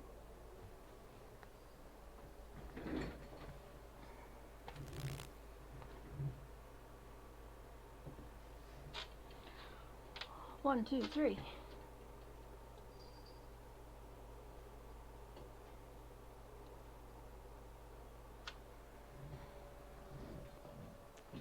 I'm not sure where my 3/8 of an inch. My plate has the marks rubbed off a little bit.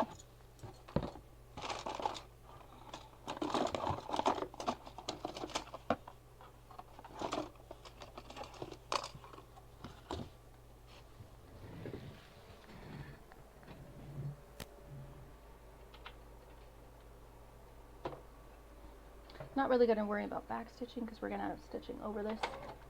Actually, no, I will, because I'm going to end up doing, everything's going to end up folding into that.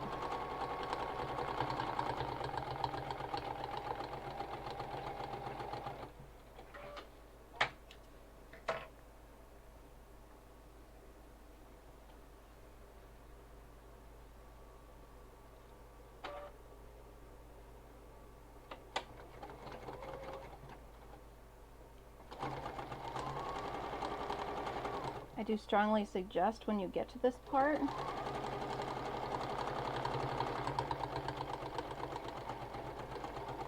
when you stitch going down the folds, not against the folds, because then you're going to start hitting them and curling them up, and that's not going to end well for you or your machine or your sanity.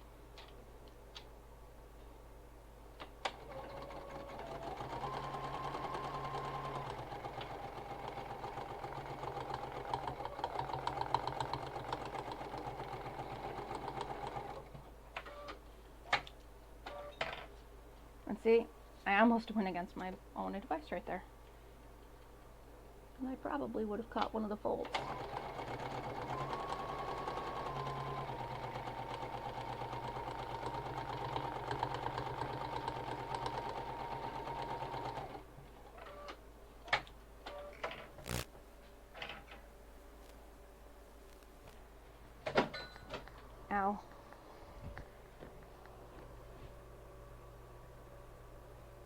All right.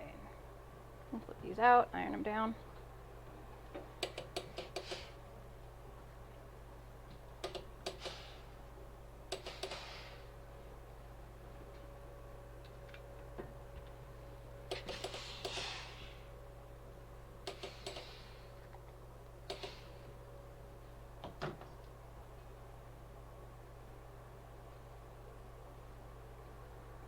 And then I'm going to flip it over and so close out that spot,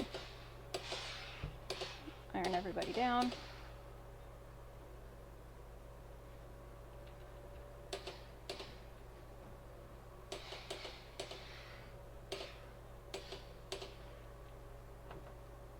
There we go. Hot, hot, hot, hot, hot, hot, hot, hot, hot, hot, hot, hot, hot. Just a little bit warm.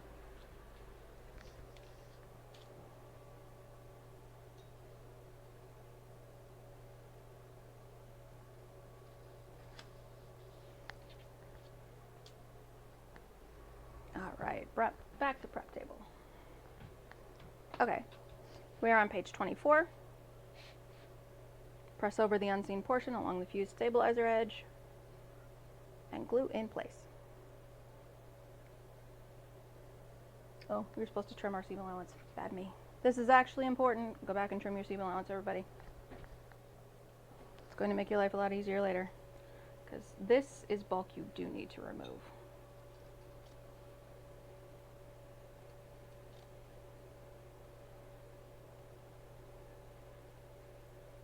It'll be a lot easier on you if you do remove this bulk at this point.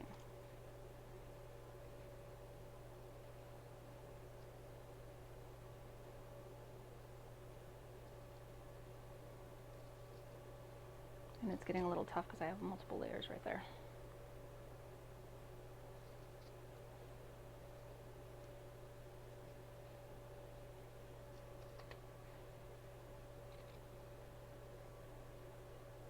Come on now, fingers. There we go. Now we can fold you back together.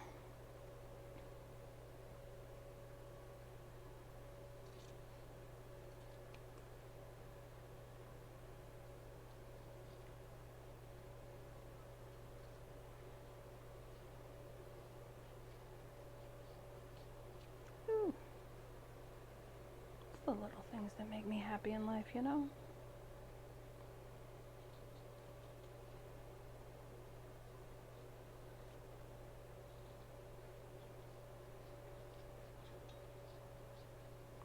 There we go.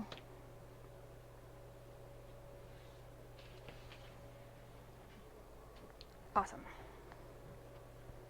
With right sides down, credit card pocket, press over the unseen portion. On the opposite side, use a ruler and draw a line 1 inch up and parallel to the bottom edge. Press over the edge to the drawn line. You may need to adjust this a little in order to match with the folded bottom of the other side one. That's perfect. Glue this fold in place. Okay, so what we're doing is we're dealing with this bottom part. So what we're going to end up doing is we're going to end up folding this up with the seam allowance, the excess fabric up to the edge of the decaville. And we're going to do the same for this front part. We know the decaville is 3 inches high, so we're going to do 3 inches from this fold line on the front, and we're going to glue that up. Fold it, iron it, glue it. And again, I wish I had my 3-inch ruler.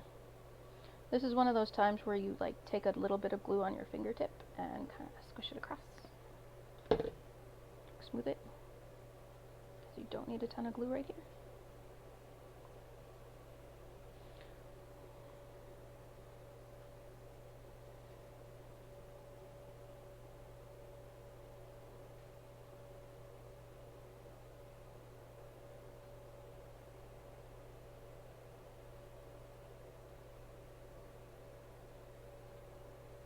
There's glue on my prep table.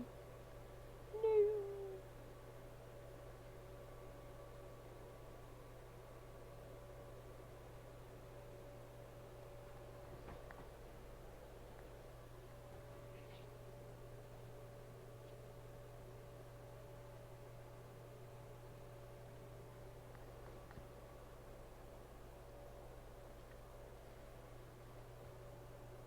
Again, I fall back on my favorite clips of all time.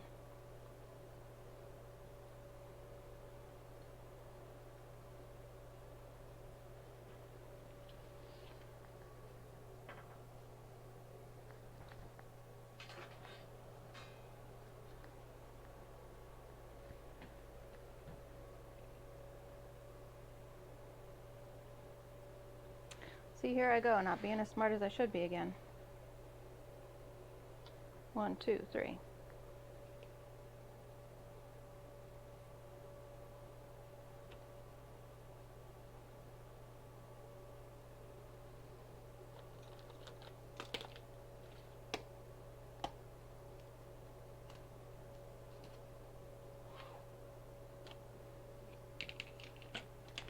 So this line ends up being just a little bit below that last fold.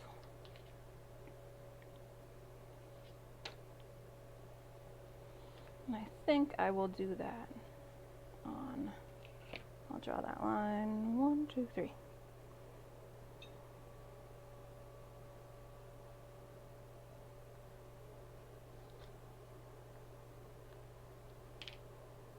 No, not the blue marker. So I can actually see what I'm supposed to be folding over. Because it's just a little bit short. And it's not the end of the world if you don't get it quite right, but it sure makes life easier if you do.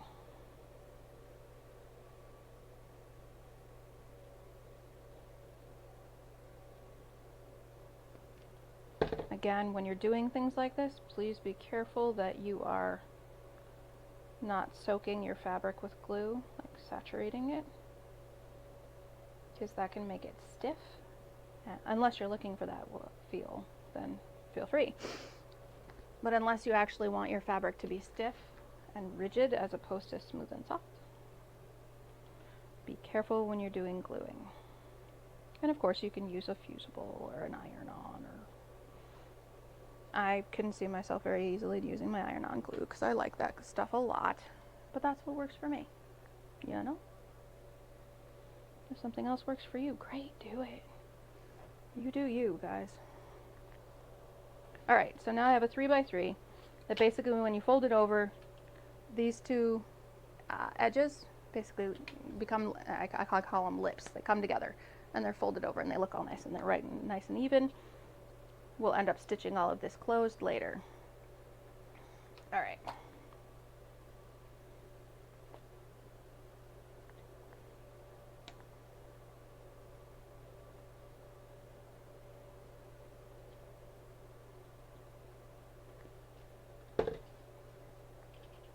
So the side with the Decaville is really easy because it's a 3-inch piece already.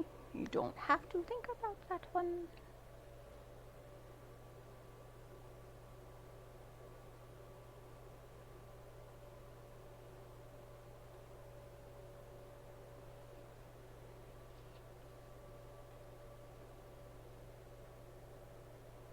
And I just kind of instinctually fall off the edge, that other edge.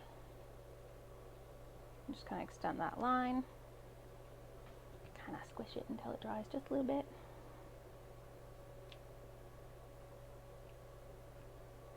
And I'm going to measure out, I'm going to watch that fold right there. I'll keep it flat against the 17 and go 1, 2, 3 inches. Finally live a little, love a little. There we go. And we're going to put some glue right along the bottom edge so that we can fold it upright.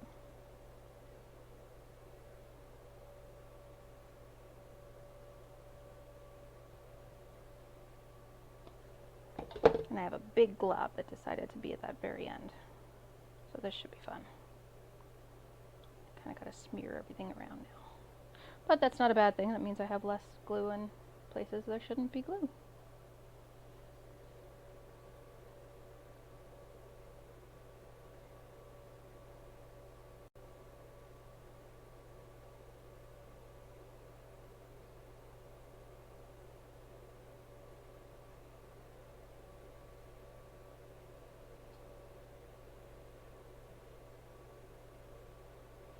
And again, watching that line, kind of squishing it down as you go. Again, it's going to be stitched down later, so don't stress this very much. I'm just OCD like that. All right.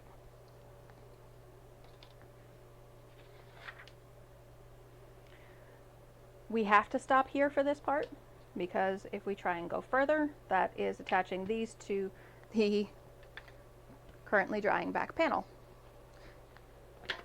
Everybody ready to start attacking that zipper? I think I'm going to have to put the zipper part and let everybody know what timestamp on the video the zipper part is. So if they just want to watch that part, they can pull up the video and look at that part. I am going to squish all of these down. All right. I'm checking on the dryness of. So I've still got a little bit of moisture, like a little bit of glue feeling right there, but it's not too bad, so I'm going to keep going, move on. So we were on page 25. We're actually going to backtrack quite a bit to putting our pretend stitching down.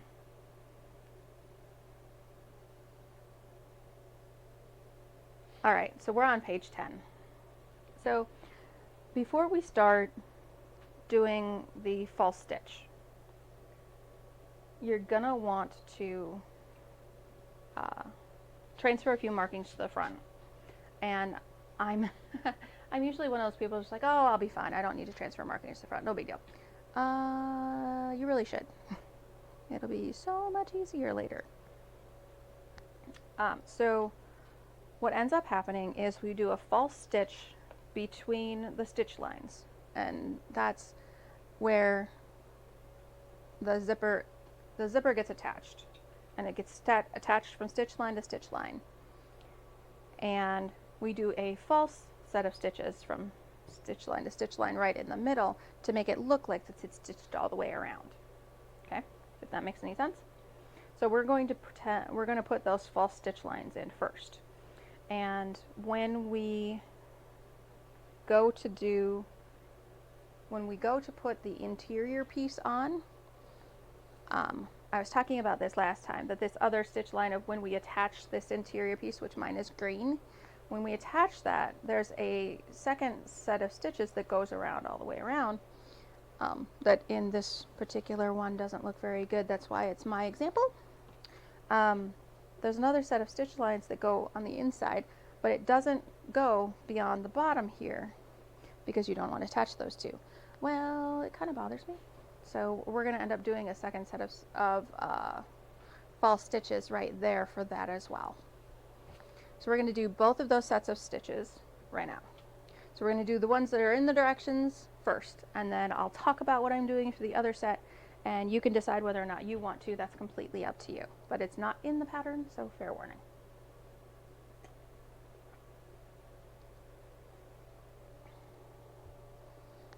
All right, so first things first, we're doing false stitches between these two stitch lines. You will not back stitch between these two. You'll get a nice long thread, which will end up tying together on the interior here, but you do not want to back stitch. So when you start, you're going to want a nice long tail to begin with. Like, I'm not kidding. Like, what is this? You're going to want like a 6 or 7 inch tail before and after. So you're going to start stitching with a 6 or 7 inch tail and go down, and then stop, don't backstitch, and leave that tail again. Okay, and there's a really good reason for it, because we're going to tie those all in the middle, and it's all going to get tied off in here. And because it's false stitches, when we go to stitch on the zipper, or when we go to stitch in the interior piece, when we go to stitch this guy on the inside, we're going to want to start in that hole and then stitch around. And that's the same thing that we're going to do with the zipper. We're going to start in that hole of our fake stitch and then go all the way around. Okay, so we're going to do our false stitches first. Now, one of the things that works really well for me is when I'm doing stitching that has to be so specific to match up with everything else, I take a picture of what my screen looks like, or if you have dials, what your dials look like, so that you know what they look like when you come back, especially when I'm not probably going to get back to the second part until like a week from now. So, with right side up of the exterior piece, place a mark on the right side at both edges where the drawn lines end, indicating with arrows.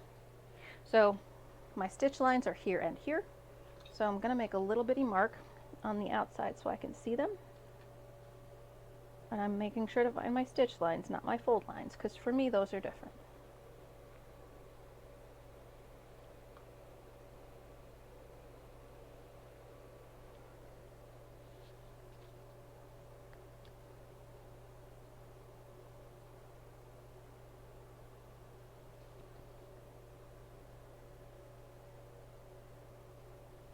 There we go. Okay, so I transferred those stitch lines, and they're kind of hard to see, but that's kind of the point. It's basically from there to there. So I'm going to literally start here, not back stitching, and go to here.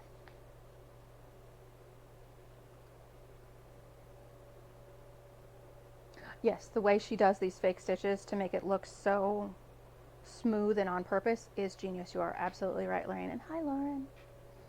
Okay, so I'm going to do one line of stitching 1/8 of an inch from the outside, from this folded edge, and then I'm going to do that second line of stitching, and I believe, because I got to find where we put the other piece on.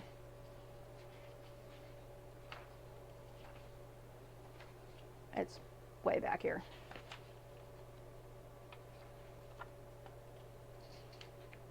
Hold on.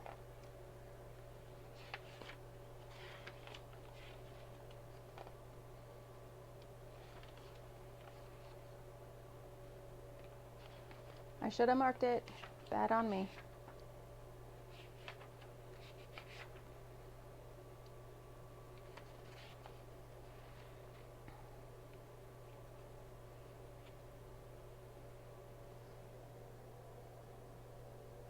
Yeah, so I'm going to do another 1/8 of an inch. So I'm going to stitch from there to there, 1/8 of an inch from this edge, and then another 1/8 of an inch from that line of stitching.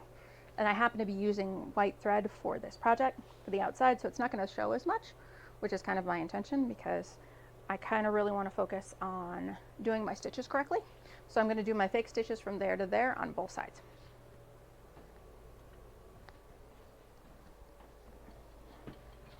If I can get my pedal plugged back into my sewing machine, that would be helpful. There we go. Handy. Those pedals. Very handy. There we go. Okay, so my thing is normally set at 2.5. I'm actually going to crank this baby up to 3.5 because I like a longer stitch on this, and it's not going to hurt anybody that happens like that. And I'm going to go find my marks again. I'm actually going to put a pin in both of those marks so I can find them better.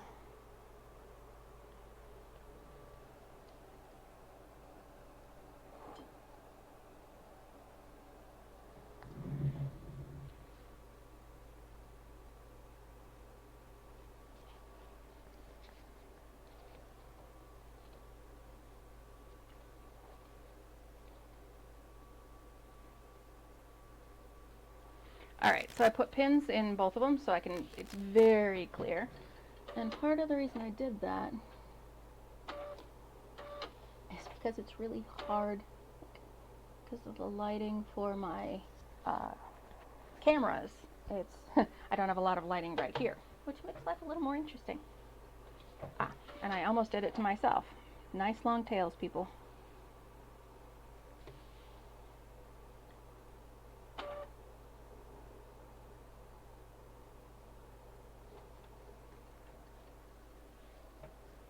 No back stitching.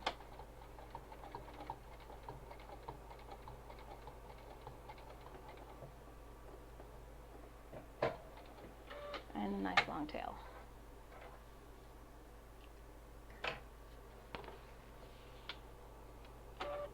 Now, I'm sure you guys have heard or seen me preach, if you've seen the other ones, about making sure you do everything on either side in the same manner. Like, oh, now I'm worried about that tail.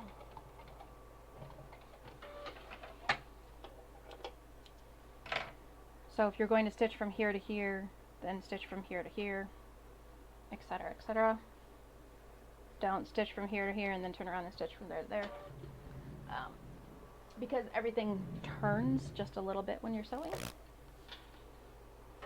That tail wasn't as long as it should have been.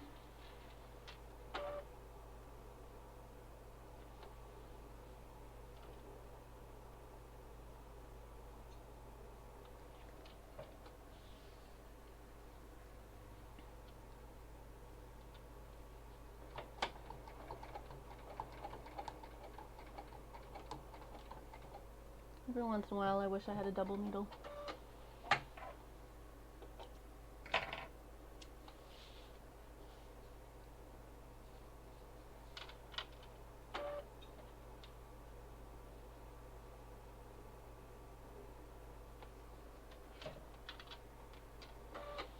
Make sure I have long enough thread.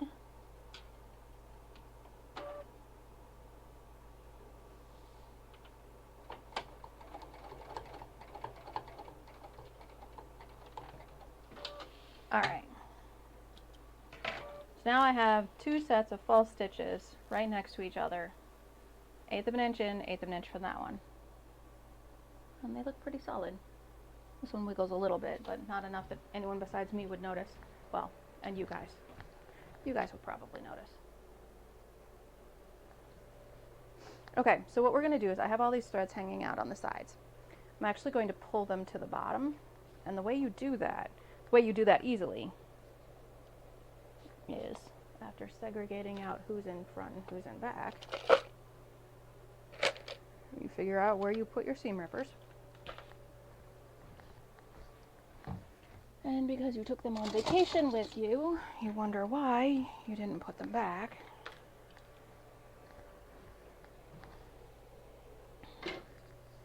Let's clean up a little bit. And after we're done here, one of the last things we'll do before we put, see, all my stuff goes back. Better. Okay. So, I will finish that sentence in just a sec. What you're going to want to do is pull up, figure out what threads go up and what threads go down, and which goes where. And make the bottom threads go in the bottom and the top threads go in the top. Okay? So you'll take that one of those bottom threads and you'll pull. That will actually pull that top thread to the back, and you pull that loop and you tie it off.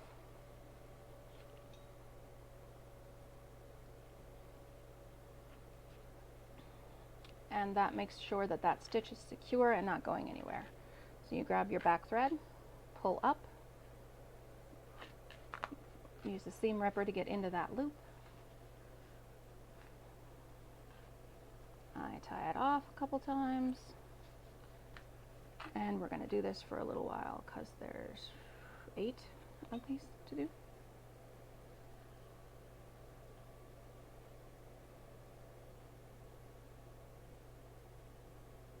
If I can get my fingers around, you know, actually doing the tying of the thing.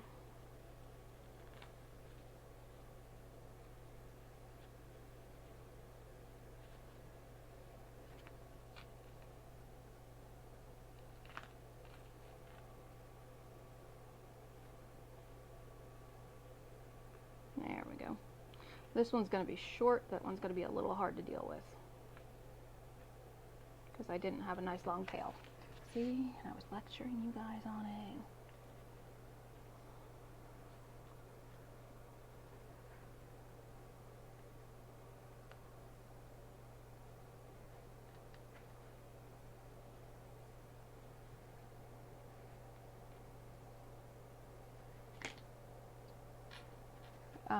Just in case you weren't familiar, you're going to want a nice good needle to go through this. Craftex it does act like really stiff cardboard. When you stitch through it, it does perforate. It does have puncture wounds, so if you stitch over it more than once in a spot, it's going to have a hole there that you did the first time. I should know, I stitched my sample piece, this guy, like 4 different times. So that was fun.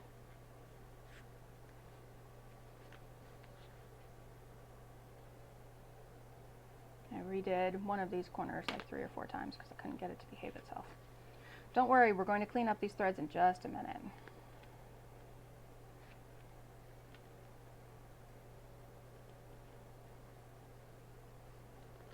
Okay, so I have a whole bunch of threads from this side, meeting a whole bunch of threads from this side.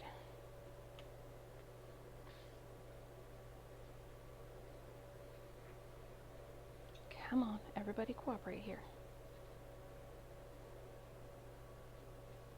And the idea is, and I didn't have long enough tails, so bad me. The idea is you make them in the middle.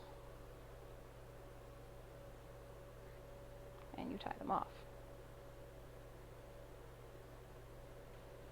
So I have some of them that behave that way. So what I'm going to do is I'm going to make these two come together. And I'm not going to tie it tight. If I tied it tight, then it would be right at the edge of, keep in mind, a little bit of this edge is going to show. So I'm going to tie these two together, but I'm not going to tie them tight, because that would bring the edge of that thread to the outside of the project, which is kind of not the point. Come on, fingers.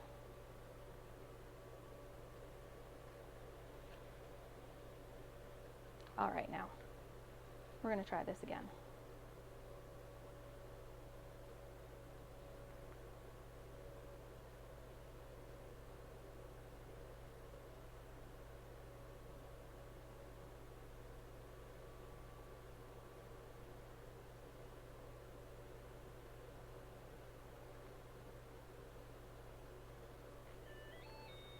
There we go.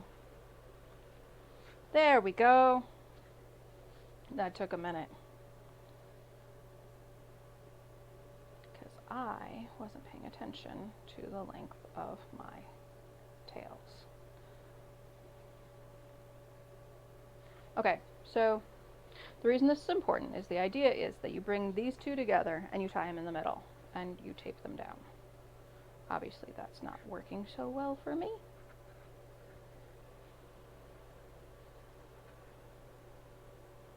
But they are tied to each other, so that should help.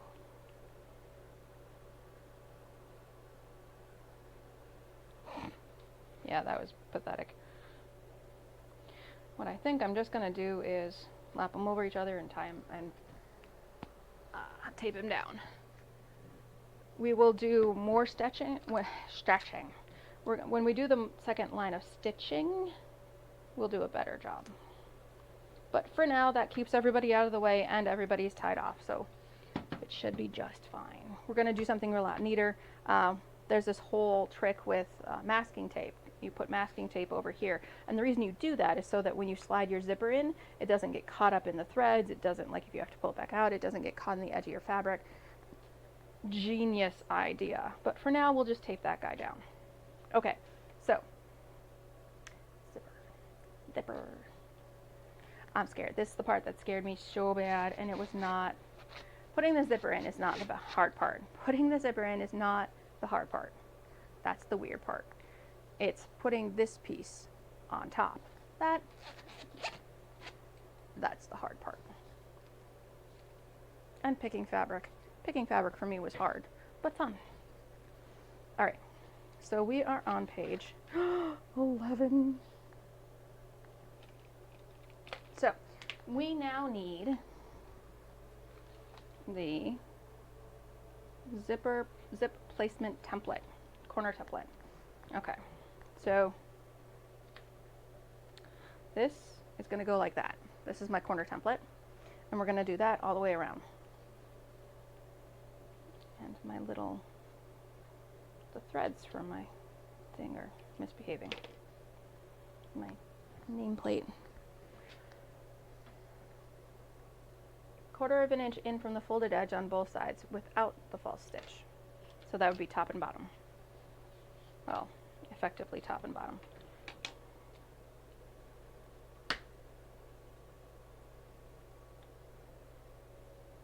So what we're doing is, when you draw this line 1/4 of an inch in, you're going to want to obviously draw it with something that isn't going to necessarily show up. It will be covered because this is your zipper placement, but it's going to make your life easier if you don't have something that's going to show, because some of it might. It's just low possibility. Okay, so 1/4 of an inch in.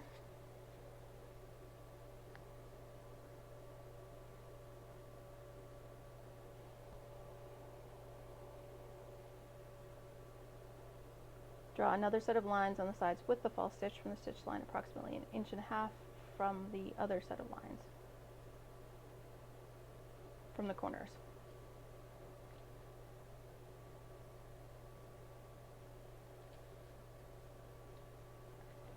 Ah, I see what you're doing. Okay, so draw 1/4 of an inch lines all the way around. You're supposed to stop about 1.5 inches away from the corner, so that you'll line this template up. What I found is actually a lot easier if you draw,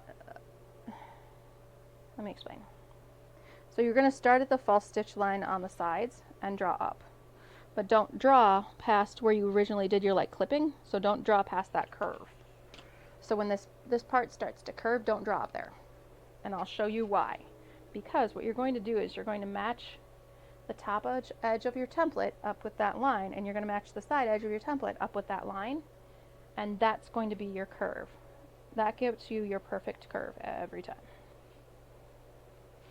And so now I have a nice curved line that is going to be symmetrical with every other curved line that I'm about to draw. And that's why she put it on cardstock and I put it on template plastic.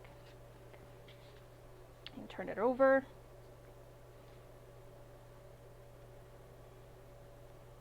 Look at all your lines, draw pretty things, a nice beautiful curve. Now you see how there's some of your fabric and some of your pleats, some of your folds on the outside of that line. That is what could potentially be seen. So this is the point in time where you stop. You look at this curve, every single one of them. You make sure all of your corners are pretty, that you don't have any raw edges showing. That is going to be stuff that people can potentially see. So watch that spot right there.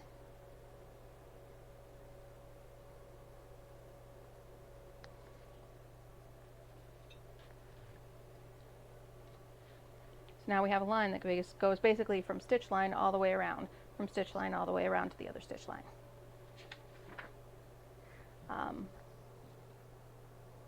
I'm going to put a pin in at this stitch line on both sides, because I want to make sure that I stop there. Now, you'll be stitching from the right side, so you should see it, like you should be looking for it. But I would rather put this in now so that just in case.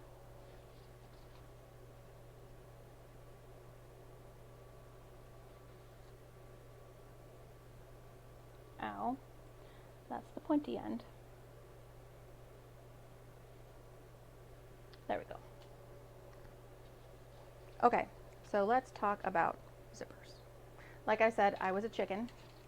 I put the zipper pull on my zipper before you guys got here. I cheated.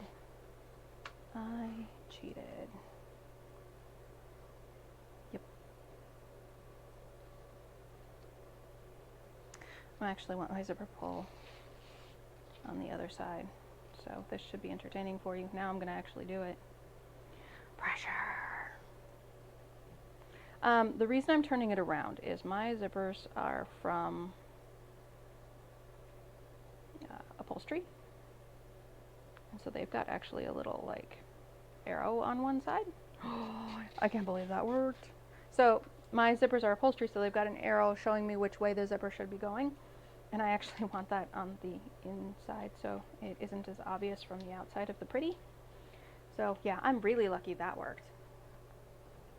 I'm going to go get a binder clip for that bottom part because I don't want it to come out by accident. And I have plenty of binder clips. Hello, pretty kitty. Oh, I get chin and kitty belly. It's a good girl. So one of the things that I found that works well for me is I put a binder clip on that bottom end and it's not going anywhere. All right. So how do you want it to zip? Do you want it to go this way? So there's my logo. And I want my stuff to go that way. So I want it to start here, my unzipping, to start here and go around. So I want my unzipping to start there and go around. So I want it to be like this. So there's my zipper pull. I want it to unzip like this when you're looking at the logo. So it's going to be like this. Let go. Let go, please. Let go, pretty please. Thank you. All right, so that's the way my zipper is going to go. So I'm going to find the middle, hopefully without zipping my zipper off, my zipper pull off, because that's when things will go off the rails. And actually put pins on both sides, because you're going to put one side of the zipper here and one side of the zipper here. It's going to be a lot easier if you put a pin on both sides where the middle is. And it doesn't have to be the exact middle, but a middle is a good idea. All right, so I found the middle. And we're going to end up matching up this middle with this center line. That's why my crosshair lines are still there. Okay? We're going to unzip, and I'm going to unzip almost all the way up to my binder clip, because that is a thing.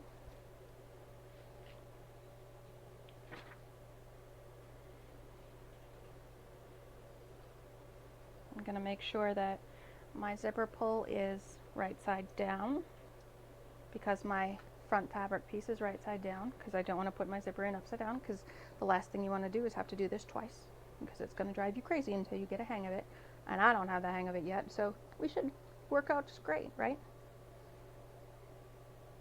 So we need to put double-sided tape around here. Oopsie. How did I skip that part?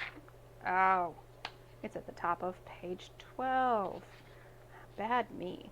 So we use 1/4 inch double-sided tape centered on top of the line while trying to keep 1/8 of an inch on either side of the line as indicated with arrow. Yeah, that's not hard. We'll get it figured out, everybody. Okay. Let me go get my tiny tape. So I think when I did this the first time, my tape I was using 1/2 inch. Yeah. And that's where this project went off the rails for me. So you want to put your tape, basically center your tape over this line. That is the idea. Now, when I get to this corner, I just start folding it like we did with the fabric. You just kind of fold it and tack it down. When you actually get to taking the plastic or the backing off of the tape, you'll calm down and straighten out that part. And you'll just let glue adhere to glue.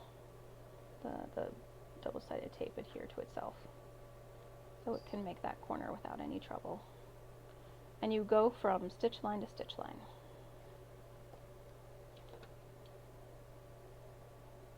Or just in front of stitch line to stitch line. Hello, kitty. Yes, that's your mama. Don't play with those cables.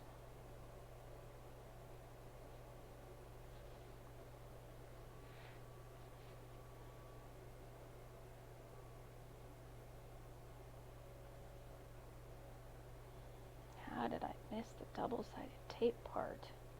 And no, you cannot use iron-on glue for this part. because you're going to mess up with the foam.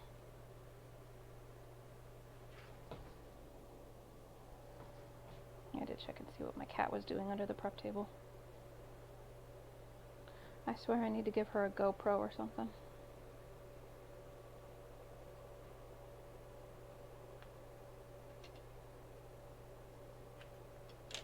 There we go. Alright, so I'm going to leave it on one side, and I'm going to take it off on the other.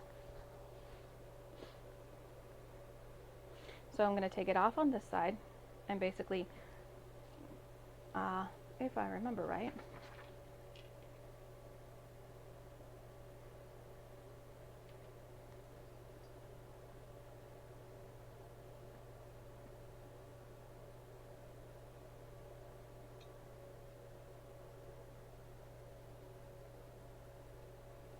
line the center of the zipper on the top of the wrong side of the exterior at the center mark with the pin facing up. Gently lay the edge of the tape along the drawn line. So we're going to have part of our fabric, part of our glue on the wrong side.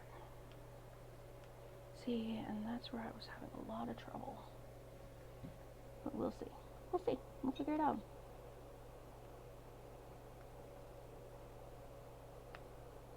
These pattern designers, you know, they make good work. Come on, fingers. There we go. And it's trying not to stick to the fabric. So I'm going to encourage it with a seam ripper.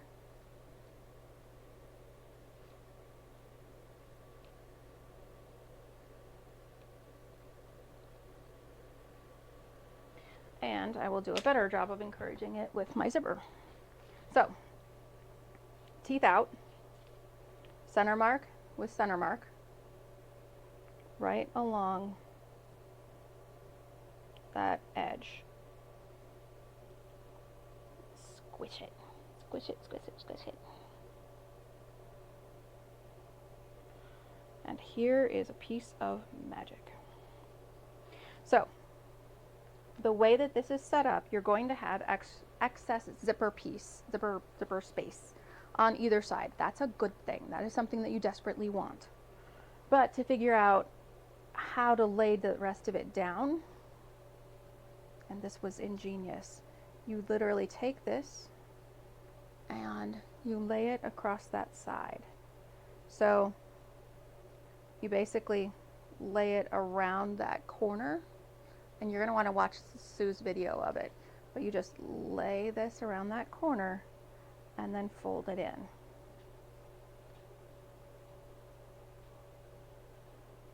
That's how you're going to be able to find where that zipper goes. And then you're going to pull in, and you're going to try and not let it have a fold, which is not easy. Yeah.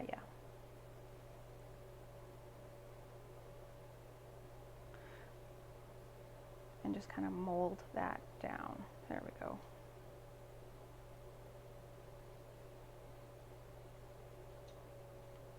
There we go. And we're going to do the same thing. So lay it across lay it along the top there, and then across the side, fold it in to find that side part.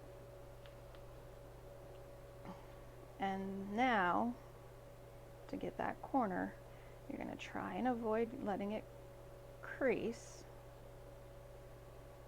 And if it wants to crease, kind of like wiggle it back and forth, like smooth it over with your thumb and finger. And a lot of times those will work out. Well, if it doesn't, it's not the end of the world. I have a couple of creases in my other one, and trust me, you can't really tell from the other side. But it sure as high heaven looks good when you don't have it there. I'm going to pull my pin, because I know where center is now. Now, in her directions, she has the pull and the clip off, but I see no reason to do so, like none. All right.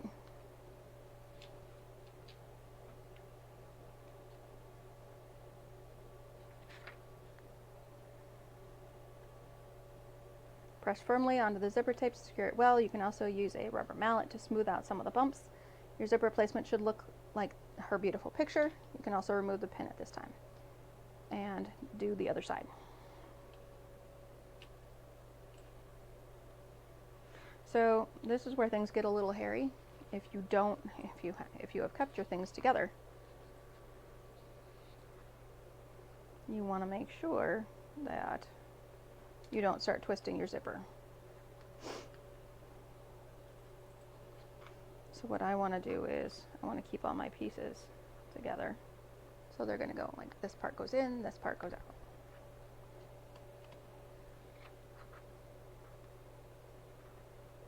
And I actually want a few of my clips to hold that down, because I keep moving that spot.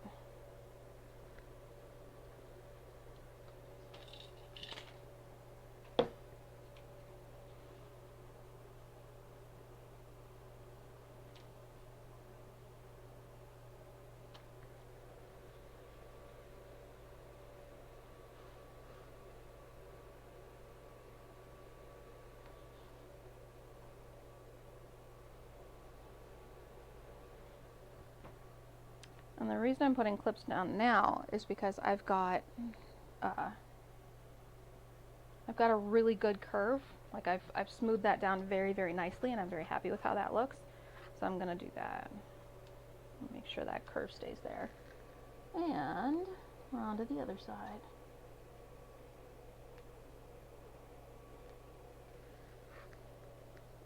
And to make sure that that glue stays, I'm going to use my seam ripper to encourage.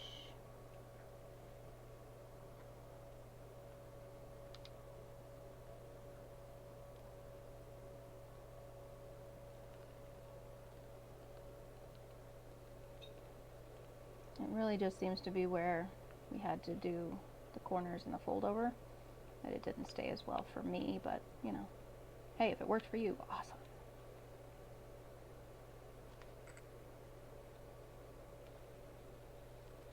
There we go. And again, don't start here, start here in the center and go all the way around. So find your center.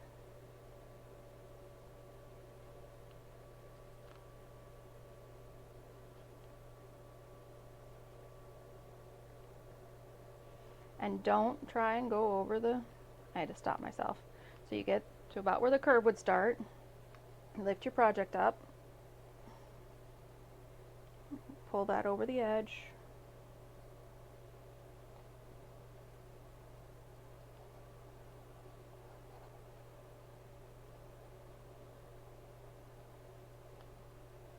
and I didn't do so great a job at putting the tape where I should.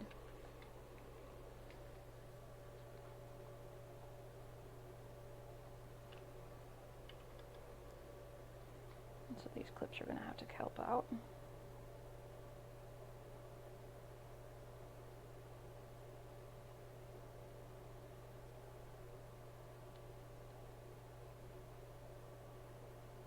And the fun thing is that because zippers don't really like flexing, like they don't like stretching and they don't like condensing, I guess is the best phrase. That's what makes this part right here, the corners, especially hard.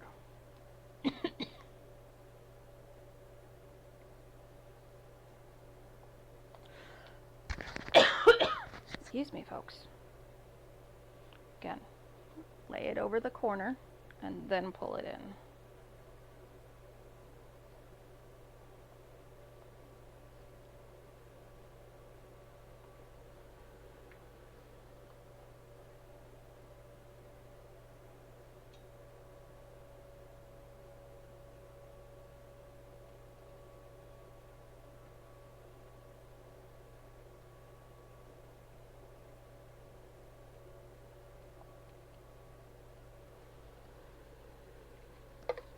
I'm actually stealing clips from the drying part. See, it's all dry, right? It doesn't need it. Okay, it's mostly dry. Probably. actually. Still working on being dry. There we go.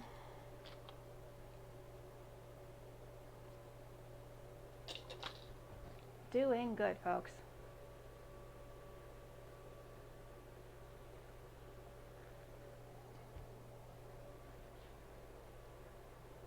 Okay.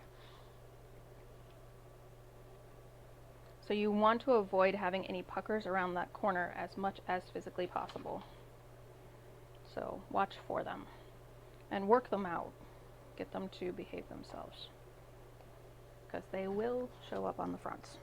All right.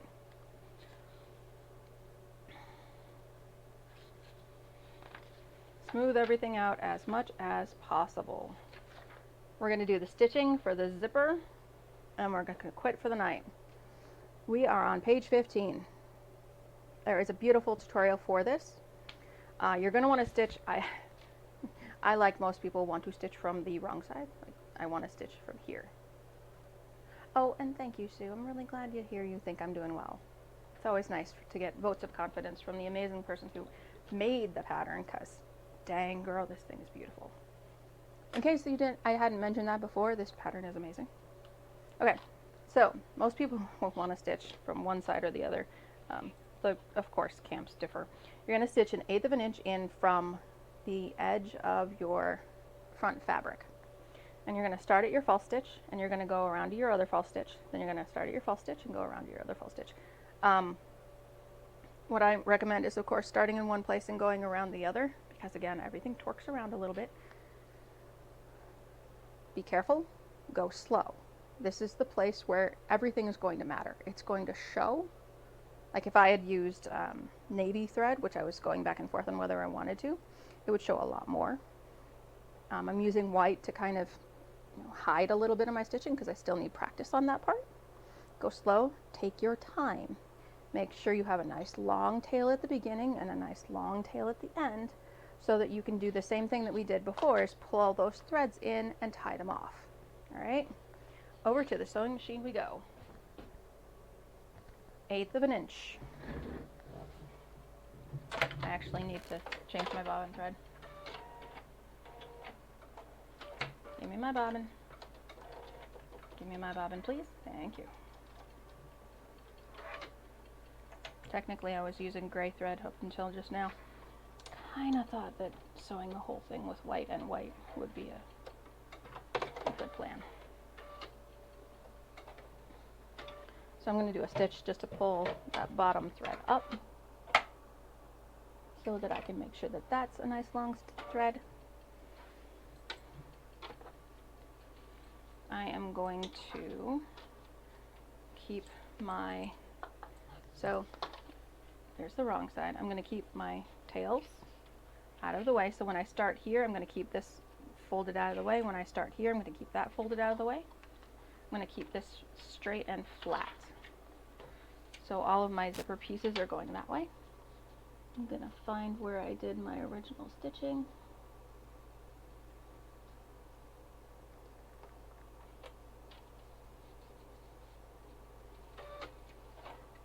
And I'm going to put my needle down in there. And I'm going to keep my pressure foot up, and I'm going to find where that spot is. I'm going to bury my needle there. And I'm going to stitch around until I get to this clip. Make sure I'm at 350. Don't back stitch. Alright, right here is where I'm going to take it slow and steady.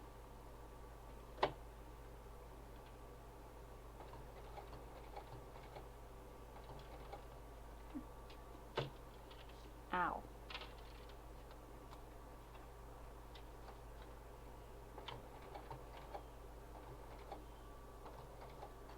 Use your hand wheel if you need to.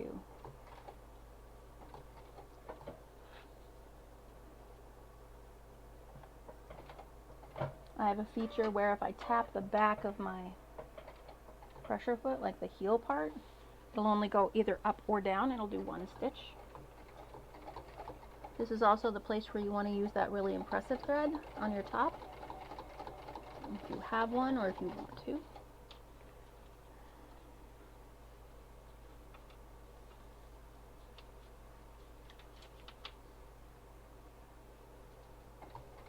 I'm going to deal with this zipper thing that just happened in just a sec. Okay, I'm going to bury my needle while I talk about this. So what just happened is I have one zipper going this way and one zipper going this way. I don't want this one to get caught under the stitching of this one.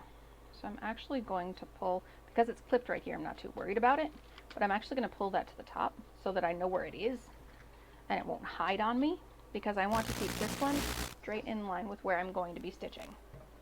Alright, again, this is where those nice even stitches count.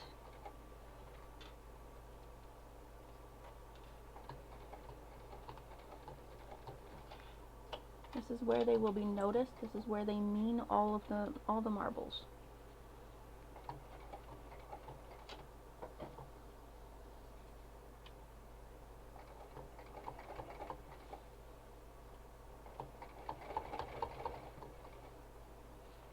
And I am aiming for that false stitch line right there.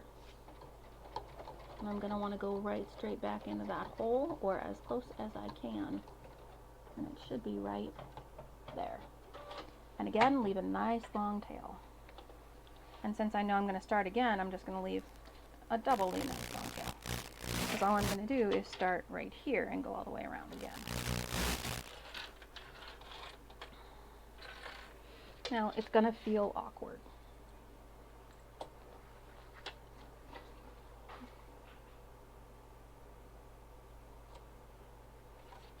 It's going to feel awkward starting like this, because we're always used to having all of the bulk of our fabric out to the side over here. It's going to feel awkward doing it over here, but this is a small project. It's not going to get in the way. It's not going to get bulky or bad, or it's not going to flip over. Nothing bad is going to happen. I feel so silly saying that. Alright, so I find the spot where my needle was the last time. Bury my needle. Start my stitches. No back stitching because we're going to tie it off on the middle.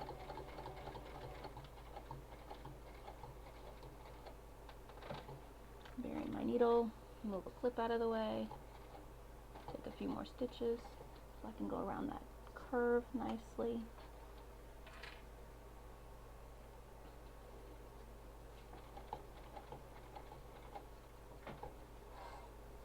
If you need to bury your needle or just do one stitch at a time, that's okay. That means you're paying attention and you care.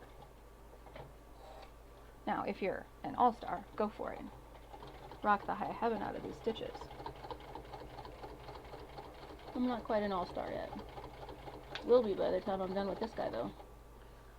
So, as with the last one, and I'll show you in just a sec, because then you'll be able to see it. I'm going to get around this turn.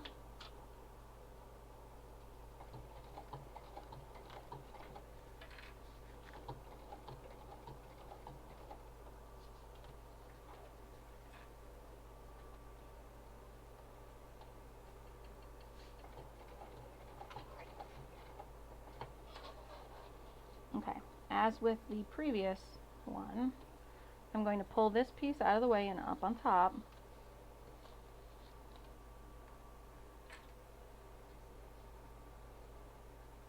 Just so I can know where it is. And I'm aiming for where we started our stitching on this side. It should be right there. Nice long tail. Went over one stitch, but not the end of the world.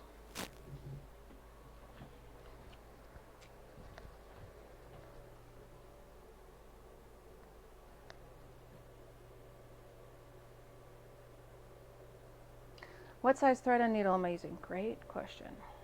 I know it is my red tube of thread, and I was actually looking at this because I knew someone was going to ask. It's a polycore, and it's a 50. To be fair, it's probably not what I should be using. it's thicker than your regular thread, but thinner than like a jean thread, or it's also definitely thinner than the sample thread that Sue uses on her videos. That was partially on purpose. I do have some of that thicker thread, but I also don't have my stitches up to par with what thicker thread should look like. So I wasn't going to use a thicker thread on this project yet. And I think I have a jean needle in here. And of course, I don't have my needles out because I just got back. Well, to be fair, I got back a week ago. I believe I have a jean 116 in. And I use a jean needle because it is, because I'm going through the craft text, and that stuff is a little enthusiastic. All right. So we're going to do what we did before. Actually, yeah, we'll have time. We'll pull our threads to the back. And I'm going to give it a quick knot off.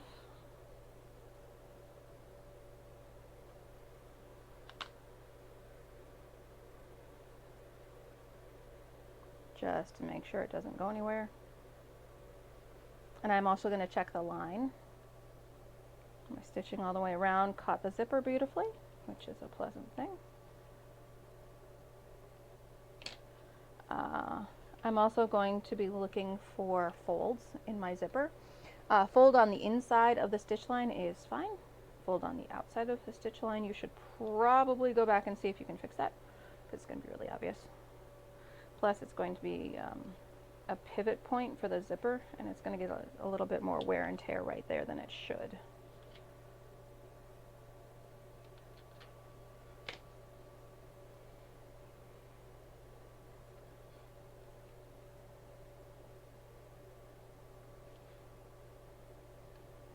All right, one more.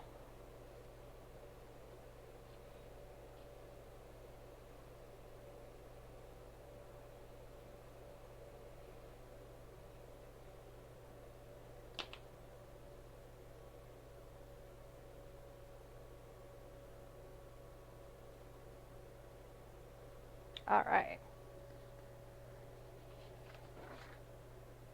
We are up to the, what are we? Tie off. We'll actually be able to block this out today. Everybody excited? I'm excited. Let me see if I made my tails long enough this time. Haha.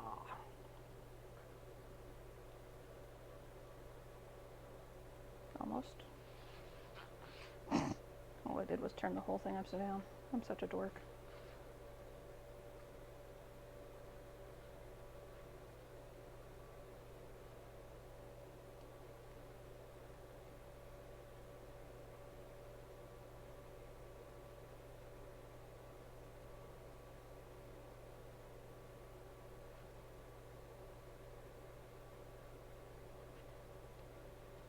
Come on, fingers. See, this is my own fault. I didn't want to do the zipper pull in front of you guys. And when I did, it worked out great. And now I can't get this to work. Okay, we're going to do what we did with the last one. So we're going to tie 2 knots. But we're going to tie them loosely so that we don't have them right up against the edge. Because now you're going to see, we're going to stitch 1/8 of an inch in from that original stitch line. And that's where the back piece is going to get stitched down. So now you'll be able to see where that's going to be. We'll tape this down as soon as I remember where I put my tape gun.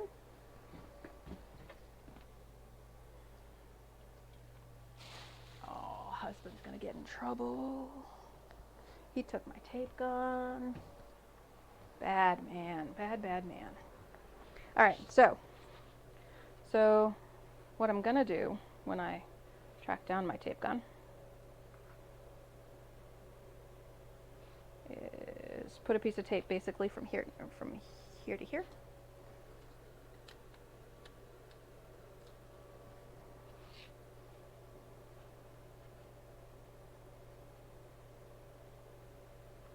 for now, we'll just tape these pieces down like we did the other one. But we'll put a piece of tape from basically this seam allowance to this seam allowance, just on the inside of the seam allowances, to make sure that all of this stays nice and smooth. Now, remember when I told you that I wanted to mark the fold lines?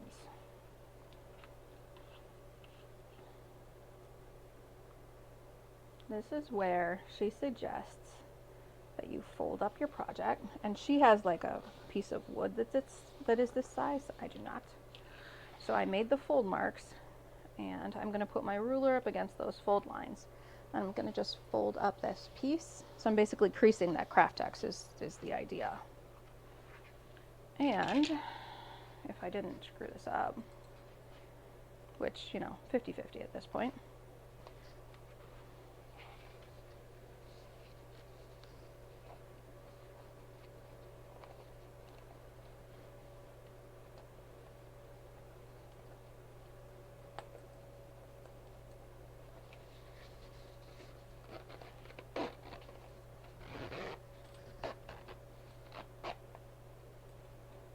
there it is.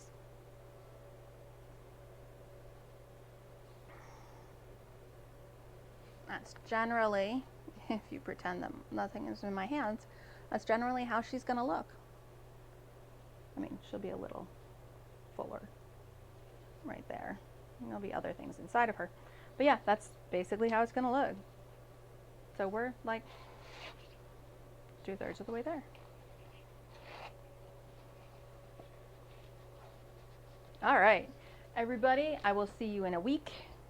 We will continue. We'll end up getting this piece out. And what ends up happening is this goes on here. And this goes on here, except the right way up. So those go there, and they end up getting cut off eventually. We'll stitch this down. We'll stitch these two layers together onto this piece. And then we'll play with the middle zipper pouch and the accordion pieces. And then this will go in here and be a beautiful contrast. Everybody excited? I'm excited. I don't know about you, but I'm really excited. Well, thank you, Sue, for joining us today. And we'll see you in a week. I give us probably going to be getting through the rest of it in a week. The rest is pretty quick assembly and instruction. It's just whether or not I need to troubleshoot the placement of everything.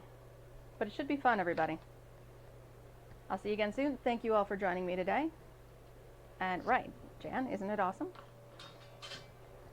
Take care.